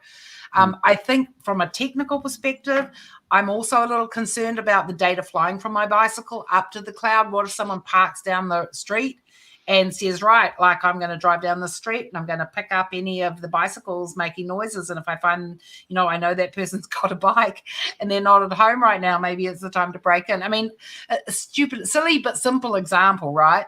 So understanding that is really important to talk to the people who are working with that technology and the IIoT devices. And I would say to use someone, and certainly challenge anyone who is putting IIoT devices into products. Is my data being held securely? Is it safe? Can the guy drive up? We talked about the Google Maps guy is actually driving around, actually collecting data from my bicycle. He's not here to map my street, Right. And how secure is that? So I would say challenge the people you're working with in terms of the IIoT embedding to make sure that you understand how secure that data is, because your customers are going to ask. Sure. Well, excellent. Thank you. We don't have any additional questions for you. Debbie and Chris, thank you so much for being here today. We appreciate you joining this session and delivering on your experience with big data and analytics. Up next, we're talking some epic fails with security and compliance. We'll be back in about 5 minutes. Thanks, everyone.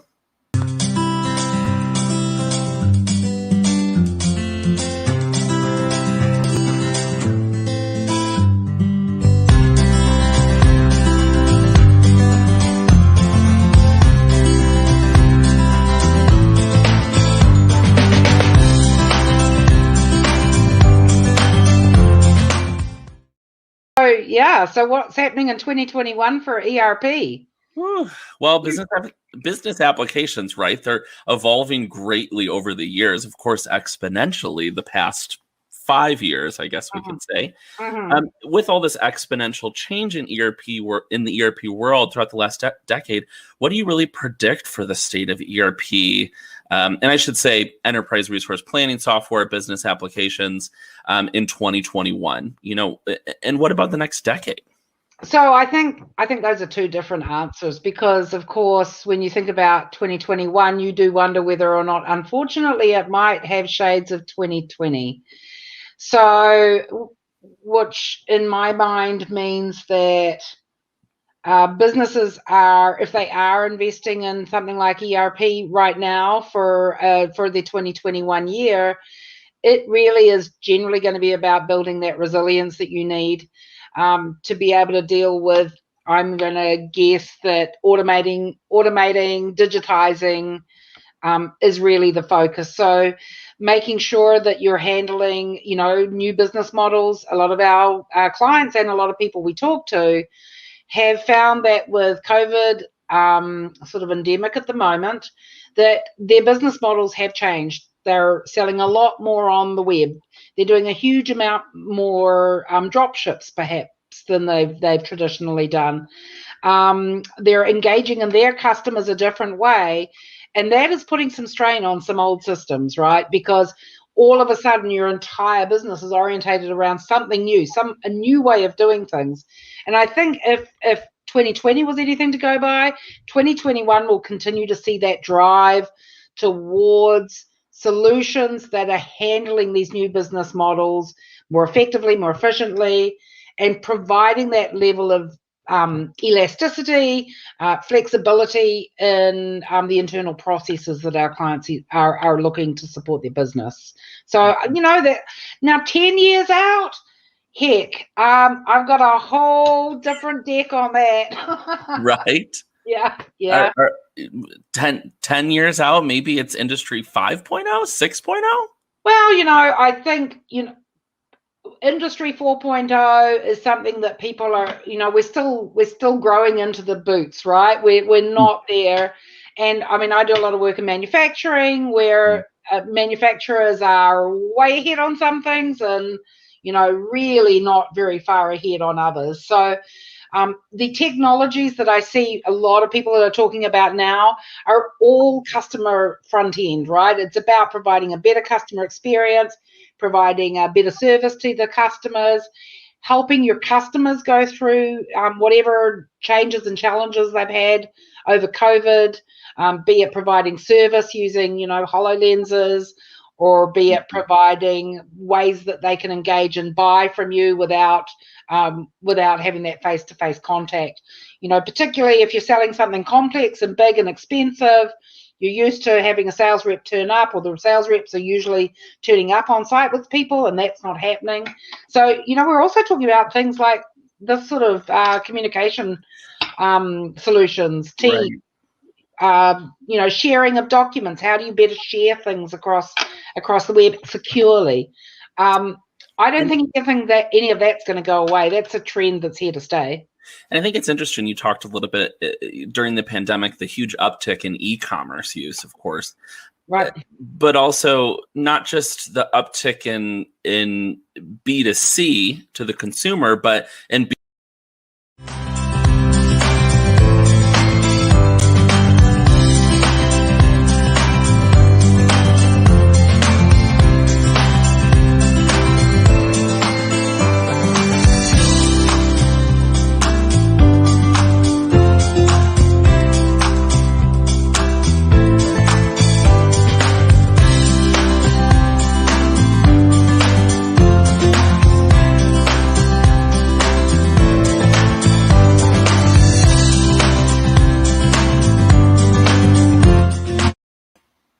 Hello, everyone, and welcome back. The video that was featured in our last commercial is one of our Sickage Lives. We go live on LinkedIn, YouTube, and our Facebook pages. You just go to our Sickage page on LinkedIn. We go live every Thursday at 2:30 Central Time. We talk about ERP, CRM, other business applications, security and compliance, and many of the topics that we talked about today. So make sure to tune in to that every Thursday, 2:30 Central Time. Excellent. Our last session today focuses on the biggest epic fails in security and compliance for manufacturing CIOs and IT teams. Essentially a what not to do guide on how to prevent security failures.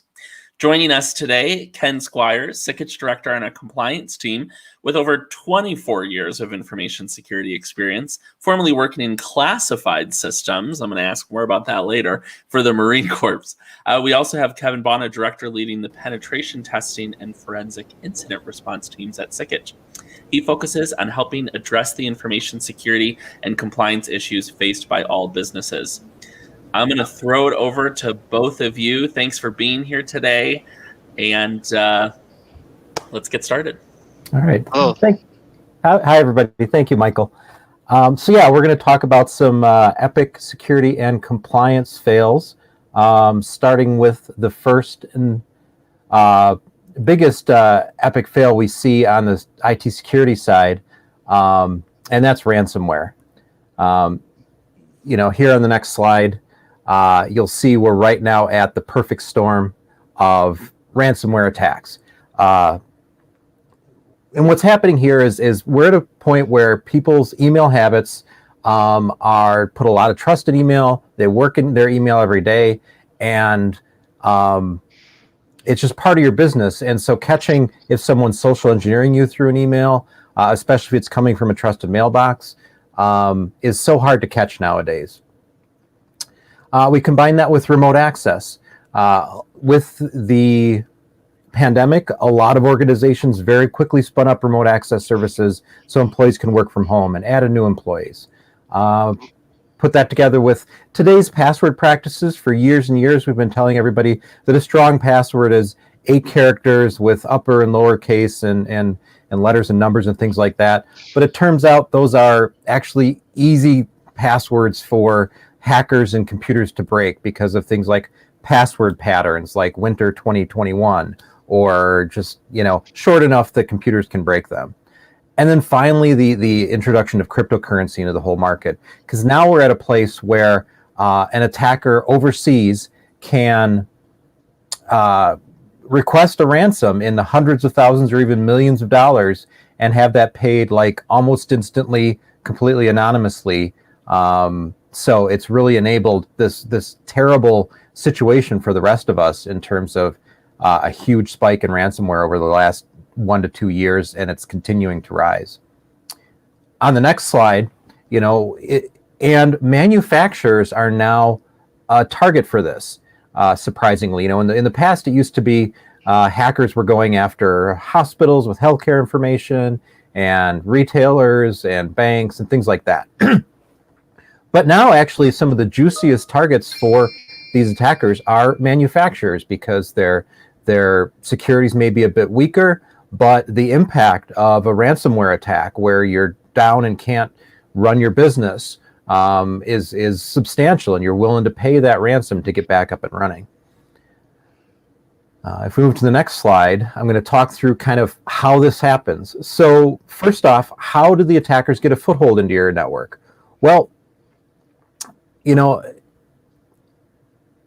passwords and phishing is really at the top of the list, but it's not your typical phishing. It's not like your Nigerian scammers or an email that's just, click on this to get an Amazon coupon or something. These are very targeted phishing attacks using techniques like having broken into somebody else's mailbox at a vendor or a customer or something like that. So somebody you've already communicated with, and using that kind of already established layer of trust to send you a message that might have an infected attachment or get you to go to a website to enter your password, thinking you're picking up a secure file or something like that. So it's not just, ruling out people you don't know. You can get these phishing attacks from people you do know. Other of these attacks are using stolen passwords in other ways. There's a technique called password spraying, where if I know all 200 usernames for everybody in your company, I'll just very slowly try passwords like company name 123, wait a few hours and try welcome 123, wait a few hours and try winter 2021. And after a couple days of that, I'll get one password for one employee. And that's all I need to get that foothold on your VPN or into an email or something that lets me continue on from there. And finally, that foothold can come through vulnerabilities on like your firewall or other perimeter devices. We actually had like 4 ransomware attacks we worked on in the last, I would say, 3 months, all attributed to the same firewall vulnerability that was patched back in 2018, but these 2 of them were manufacturers, never got around to applying that patch because they don't think much about their firewall and didn't realize that it was leaking user IDs and passwords for VPN accounts, for remote access accounts to the internet. So that's how they gain a foothold. Then to execute the attack, they use that foothold, even just a single user account, to do things like privilege escalation. So they want to get a domain admin account using different weaknesses on the network. They bypass antivirus. So even though you've got like a basic antivirus installed, they're doing things like using built-in parts of Windows that the antivirus trusts, and just using techniques like having a domain admin account to make changes that don't look like malicious activities to the antivirus. They'll do that. They'll get impact, take control of a number of systems and kind of lurk on your network for even a couple of weeks, identifying the critical systems and the critical data, downloading some copies of that critical data for later, and even going as far as finding and deleting your backups. So where is your backup server? Can I destroy that backup server? Do you have a disk array that all that backup data is on? They'll even like wait around until they get the password for that disk array and log in and reset it to factory defaults to destroy pretty much all your data. And then if we go to the next slide, after they've got that foothold, that's when they do the ransomware attack. Usually on a Friday or Saturday morning after you've gone home for the weekend, they're going to encrypt your applications so they go offline. They're going to delete those backups they found. They're going to post ransom demands on all the PCs they infected. And this is a huge impact to manufacturers. You can't do your business because your applications are offline. Your ERP's offline. You can't pay your employees. You can't pay your vendors. You can't fill orders. And even just paying the ransom doesn't get you back up and running because you've got to restore data. You got to put those applications back together. Do you trust these infected systems, or are now you rebuilding servers and workstation from scratch? And even if you have good backups and things like that, they have this new technique called shaming sites, where the attackers actually will post your data to a website saying, hey, we've broken into this organization and they haven't paid us. So here's some data we stole from them. If they don't pay us, we're going to post the rest of the data. So it's pretty impactful if you have one of these ransomware attacks. It's not the old days of just one computer getting infected by a virus. It's them using pretty sophisticated techniques that used to be reserved for like nation state attacks to attack small manufacturers and take over their networks. So if we proceed to the next slide, these are the 4 most common things that when I talk to business owners that have had a ransomware attacks, they'd wish they'd known before the attack happened. And the first one is how easy it was to implement multi-factor authentication. And that means multi-factor authentication is when you log into your VPN or log into your email, in addition to your password, you have to click a button on your phone or enter a code or something like that. People drag their feet on that because they think it's going to be complicated and impactful to users. But for most of these organizations, within 2 days of having the ransomware attack, they've implemented it and nobody really cared. It was just fine. So they're saying, why didn't I do that sooner? That would have stopped this attack. The backups weren't safe. They had just spent a bunch of money on a new tapeless backup system, and all their backups were on big expensive disks, not realizing that all those big expensive disks could be instantly deleted by the hacker.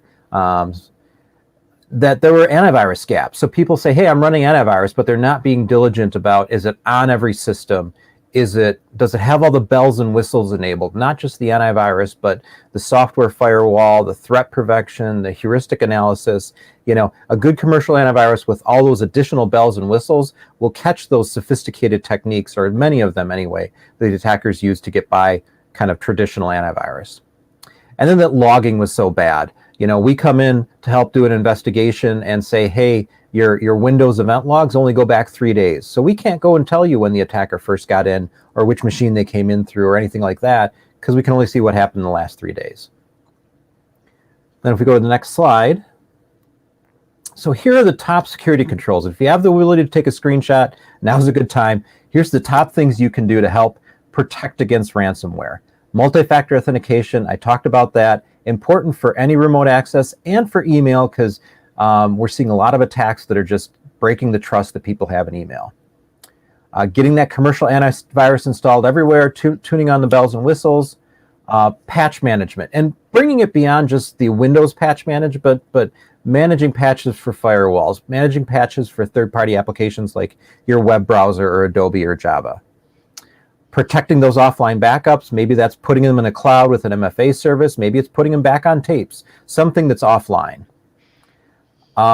Controlling those administrator accounts. So if your IT guy uses his daily use and email account as his domain admin account, there's a likelihood that if an attacker gets a foothold on the network, that's the account he's going to break into. Give that domain admin a separate daily use and domain admin account, and restrict how many of those you have and where they're used.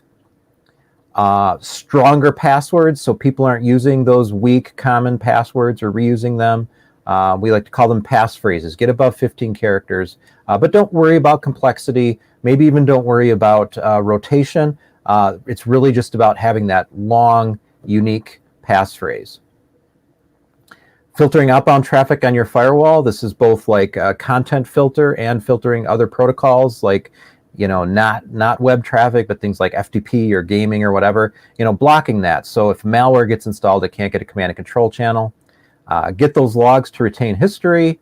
Phishing awareness exercises, and I mean exercises here, where your employees get an email once every quarter that's a phishing email that they need to ignore or maybe respond to in a certain way. There's great services out there, KnowBe4 and other ones that you buy a subscription and they do this for you, and the effectiveness of that is so high in stopping phishing attacks. And finally, cyber liability insurance. I can't say enough how different it is for a company when they've had a ransomware attack or something similar, between when they're trying to pay out of pocket and respond to that versus when they've got that insurance policy to help them kind of do things right, maybe pay a ransom if the backups got deleted, all that kind of stuff. So if you don't have that, it's something you should be looking into as well. And with that, I will turn it over to Ken. Yes, my name is Ken Squires. I'm going to talk about some of the kind of epic fails when it comes to compliance, and that's really knowing your compliance requirements. Over the last few years, what we've seen as a trend is more compliance requirements around your IT functions. But in manufacturing, we kind of have our typical IT support staff, 4 or 5 people that are on the team, maybe even family members that help support some of our facilities and that from an IT standpoint. And, our resources are very IT focused and not really looking at the new kind of compliance requirements we're under. Some of those new compliance requirements include, PCI or CMMC, an ISO certification. You might have ISO 9000 in your manufacturing, but now for security, there's ISO 27001. We're seeing a lot of client audits now. You might see this is a new trend of when filling out RFPs, and that of vendor requests, vendor security questionnaires that you have to fill out. So this new role of compliance within IT. And we're seeing that as expanding responsibilities. Like I said, your typical IT staff, in the past might have just been performing, implementations, new servers, new maybe routers or switches within the infrastructure, and just, helping with support issues, restoring files and that, or helping with a printer or laptop, desktop support, and just remediating any issues they find. But now there's all these added new tasks to our IT staff, and this is really a failure of not growing our staff when it comes to resources to be able to cover these things. Now we're required to, build these strategic plans that we have to present to the board level. You might have outside investors or doing acquisitions, and they want to know the kind of oversight of the information security program, how you're protecting client data, how you're handling privacy requirements and that. And so those board level or investor meetings, they want to, that's a new kind of engagement that the IT staff has to be part of. Risk management and vulnerability management, that's just another thing that, you need those skill sets for in IT nowadays. Identifying threats to the organization, remediating those threats beforehand, before there is a ransomware attack or something like that that could, put us out of business or not meet our SLA agreements with our partners. So a big thing is getting those skill sets to handle and identify risk, and that's the organization. I talked about third-party audits, not only the security questionnaires that we need to complete and fill out, but also that we're wanting to put into our third parties that we outsource to. We might want to, use another manufacturer to, do gift cards or print, membership cards for us. And so then we're outsourcing our client data out to that other production facility to produce those cards. Well, we need to be doing some kind of third-party oversight on those manufacturers as well, because now they've, taken on our liability as extended over to their, facilities. So the other part too is what we like to coin is the IT assurance role. In the past, it was implementation, support, remediation. Now we have to make sure that we have these kind of compliance run books of, annually we check the badge system for accounts to make sure that they have the right facility, right access to the facility. or we have to do access reviews on an annually basis, or firewall reviews. All these are compliance requirements along with vendor management. And we want to ensure that we have that oversight and that we're collecting that data. So when we do go for our certifications, we have everything. We're meeting all the requirements of the, the compliance requirement by that privacy law or that new contract that we have. We're meeting all the oversight requirements for that. And then kind of just maintaining certifications. So in the past, there was, the SOC 1 certifications that you might see, and it extended to SOC 2 Type 2s, and all of those require that oversight and those audit measures. And so now we have to maintain these certifications, and we're getting auditors in to review us. And those are just all skill sets that a typical IT firm doesn't have, or IT staff doesn't have in manufacturing. And you can look on this kind of burden that's all of a sudden that's being taken on when we start doing business for some of our partners that are relying on us to protect their client data that they're sending to us, or even schematics or contracts, or any kind of manufacturing production blueprints or anything like that. They're relying on us to protect those. So these are the different things that have expanded to our IT team. And you can just see the growth that we need to make sure that our skill set has on that team. Part of the newest obligations that I talked about was CMMC, which is DOD. If you have any DOD, and it's going to be extended out to other government types of contracts that you might have when it comes to the Department of Health and Human Services or student loans, all those are going to be covered at some point underneath this type of certification. But we're seeing in the next 5 years that DOD is going to be requiring CMMC certification. The other thing that we're seeing an increase on, like I said, is requests for proposals, RFPs, that those security questionnaires that you have to complete internally, and those are being fielded by our sales staff, but really, and account managers, but they hit IT, and we really need to know if we can meet those requirements by our partners and their new contractual obligations that we have. There's also security and breach data protection clauses, like I said, in those contracts, and privacy laws. Seen a lot of uptick in privacy laws. Obviously, each kind of state has now kind of, evolved what their privacy laws are going to be if you do businesses in those states. And these are just, GDPR's international, European Privacy Act, and then we got California that just came in place, and New York has a few, and HIPAA's been around for a while. So these are the kind of the newest obligations that we're seeing that's hitting the manufacturing industry. A lot of that is just our supplier contracts, which includes those government contracts with DoD. Now, what is, speaking of that DoD, what is a CMMC? So if you haven't heard, the Defense Industrial Base and the DoD contracts are requiring over the next 5 years to become CMMC certified before you can even fulfill any of the contracts. Currently, right now, it went in effect in November 30th, but at the point right now, it hasn't been fully fleshed out yet on what the certifying body is going to put in place, and the assessments. So what we need to be doing right now is doing kind of self-assessments and readiness programs against the CMMC standards to make sure that we're ready for it when we get hit or comes up within our spaces in the manufacturing industry. CMMC accrediting body, and then you have the CMMC third-party assessor organizations, which SICKAGE is beginning their, establishing that. We are looking to become the C3 PAOs. You can see it's kind of a little Star Warsy there, but we're going to be an assessor and providing those certifications with our clients and our partners, helping them meet that certification over this year, but in the next few years, going through and certifying those companies. So in the next step, what should you be doing now? Really, like I was saying, you should be doing a 800-171 self-assessment. That's what they're requiring right now to fill out any kind of RFPs that you're looking at from a DoD standpoint or government contracts.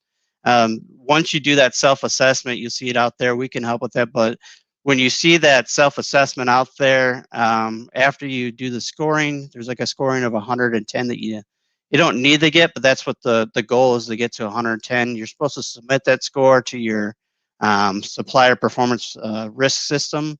You'll see that if you have any kind of government contracts, that's where you're managing your government contracts in that portal. And you're supposed to be submitting your plan of action milestones when you think you'll have everything in full compliance with 800-171, which maps to the CMMC standard. It's basically based off of 800-171. And you should be performing a readiness program right now, doing your gap analysis against the CMMC standard. Where's your gaps at? And then the risk analysis piece helps you kind of prioritize your remediation efforts. So it's looking at the likelihoods and the impacts of a threat compromising those gaps, and what's the impact to your organization, and giving you a rank scoring, and just helping you kind of prioritize anything that you have that might be a gap against the standard. So then you can start working on your corrective action plans. Those corrective action plans get put into kind of a plan of action milestones. And that plan of action milestones sets your kind of strategic roadmap of when you think you'll be compliant with the framework. And a big thing of becoming compliant with the framework is just establishing some of the documentation that you're going to need. And that documentation, one of the biggest things is a system security plan. It kind of outlines your organization, roles and responsibilities, network diagrams, data flows, inventories of assets that are in scope for CMMC, and then kind of your plan of actions and your what you do have in place that meets the framework, all in one document. So also really good to have that system security plan. It's something that you can provide to your partners of what you currently have in place for a your information security program and IT programs.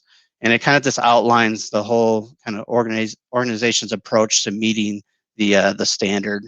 And it's a very good marketing tool as well, to kind of show that you're meeting the standard.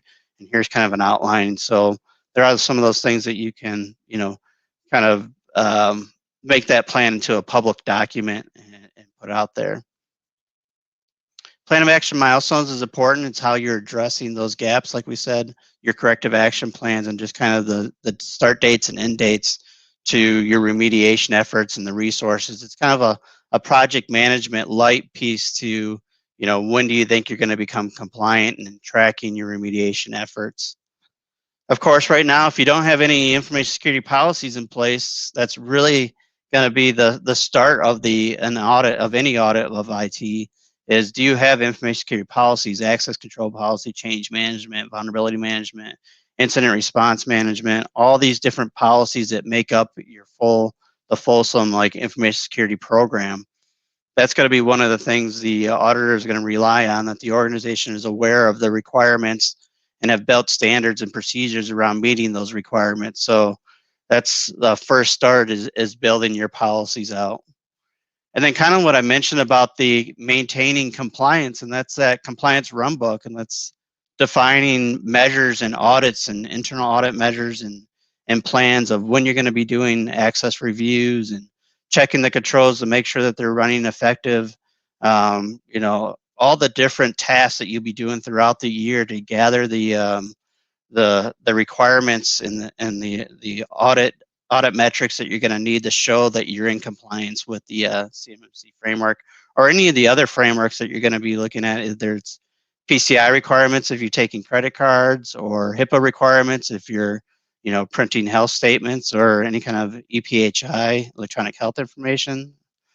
So the compliance run book is a major kind of artifact that you want to have as part of your IT assurance program or information security program. And really, seeking help from an external subject matter expert, at least right in the beginning, to get you started, to help you build these policies, to build that run book. Subject matter experts, they've been doing this for other certifications. So this isn't their first time, whether it's high trust or PCI or HIPAA or SOC 2s. Subject matter experts, they're in the field, VCSOs, they handle multiple different kind of certifications for their clients in the manufacturing industry, and just helping that fulfill that kind of gap within that IT resource that you don't have, it's nice to have that subject matter expert on the outside that's seeing all these things, that's fielding these things on a daily basis to kind of bring your IT staff abreast on the latest and greatest kind of compliance requirements on your organization. So, you know, in this space, this is something that you kind of have to rely on, is that external resource for that, unless you have a dedicated information security officer within your facilities that's working on that. So how can Sickage help? Just real quick, some of the things that we can help with the kind of ransomware and compliance requirements. Obviously, looking at those subject matter experts out in the field, we're handling and building CMC readiness. We're going to the town hall meetings. We're staying abreast on the latest kind of news with it, and becoming certified ourselves. We have to become CMMC certified to do CMMC certification. So we're part of that audit as well. So we know exactly, as we take it on, we know exactly what our clients are going to feel as well when they feel the pressure from the audits coming in. I'll skip down to the other ones with me too as well. Running the compliance team. vCISO, again, one of the big things with our vCISO program is managing multiple manufacturing clients at one time that are handling different compliance requirements by different types of partners. Some of them are doing our print shops and that might be handled printing from, credit unions and banking industry that we see that from, or health statements and from the health industry, or just blueprints for, making DoD, maybe ordinance or stuff like that we come across, and handling the different types. So our vCISOs are really handling different requirements for all kinds of different contracts out there. And that vCISO support really comes into play when it comes into manufacturing, so we can kind of share what others in your industry are doing. And then I'll kind of hand it over to back to Kevin for the pen testing and IT solution management services.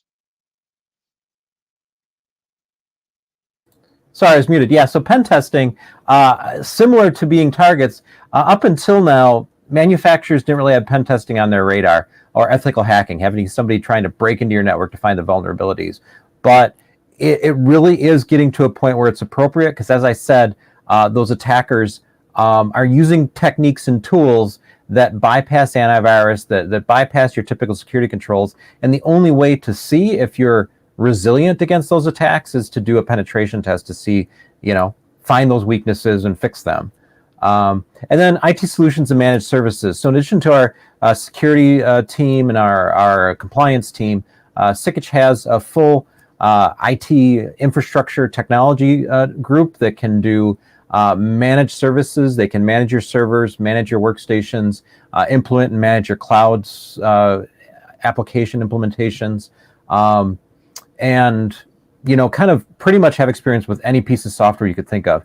And then it's kind of obvious, but I didn't have it on here. We're also can help with incident response. So if you do have a security incident, we've got a team of forensic investigators that can help stop that, clean it up, and let you know what happened.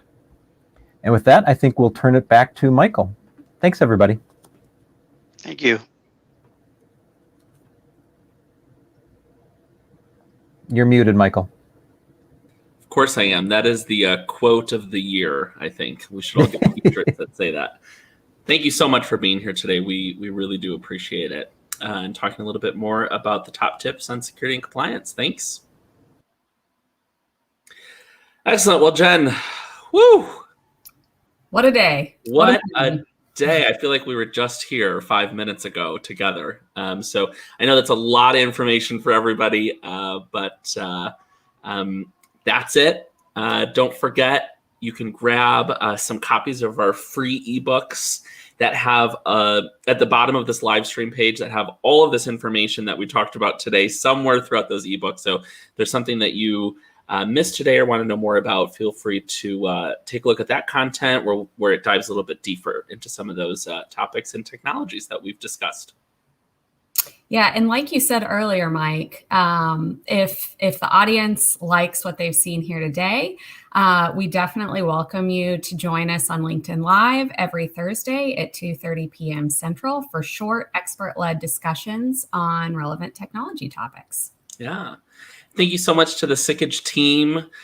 Jen, all of our presenters. I want to give a huge, huge shout out to Ryan Olson, our digital marketing manager. He's behind the scenes right now, working this entire event, producing and directing all that you've seen today. So we could not have done any of this without Ryan. I think Jen would agree. Thanks, Ryan. Yeah. So we will have, if you have any questions, please feel free to reach out to any of our presenters, or you can fill out that form that's on the live stream page. We'll then be in touch soon from that. And then we'll also have a follow-up email with the complete recording, the YouTube link. Feel free to share that with whoever you'd like. And if you want to reach out to our presenters on LinkedIn, you can also reach out to us at sickage.com, or our email address, info@sickage.com. Let us know. We're here. If not, that's okay too. We'll see you next time. Thanks, everybody. Thanks all. Thanks, Mike.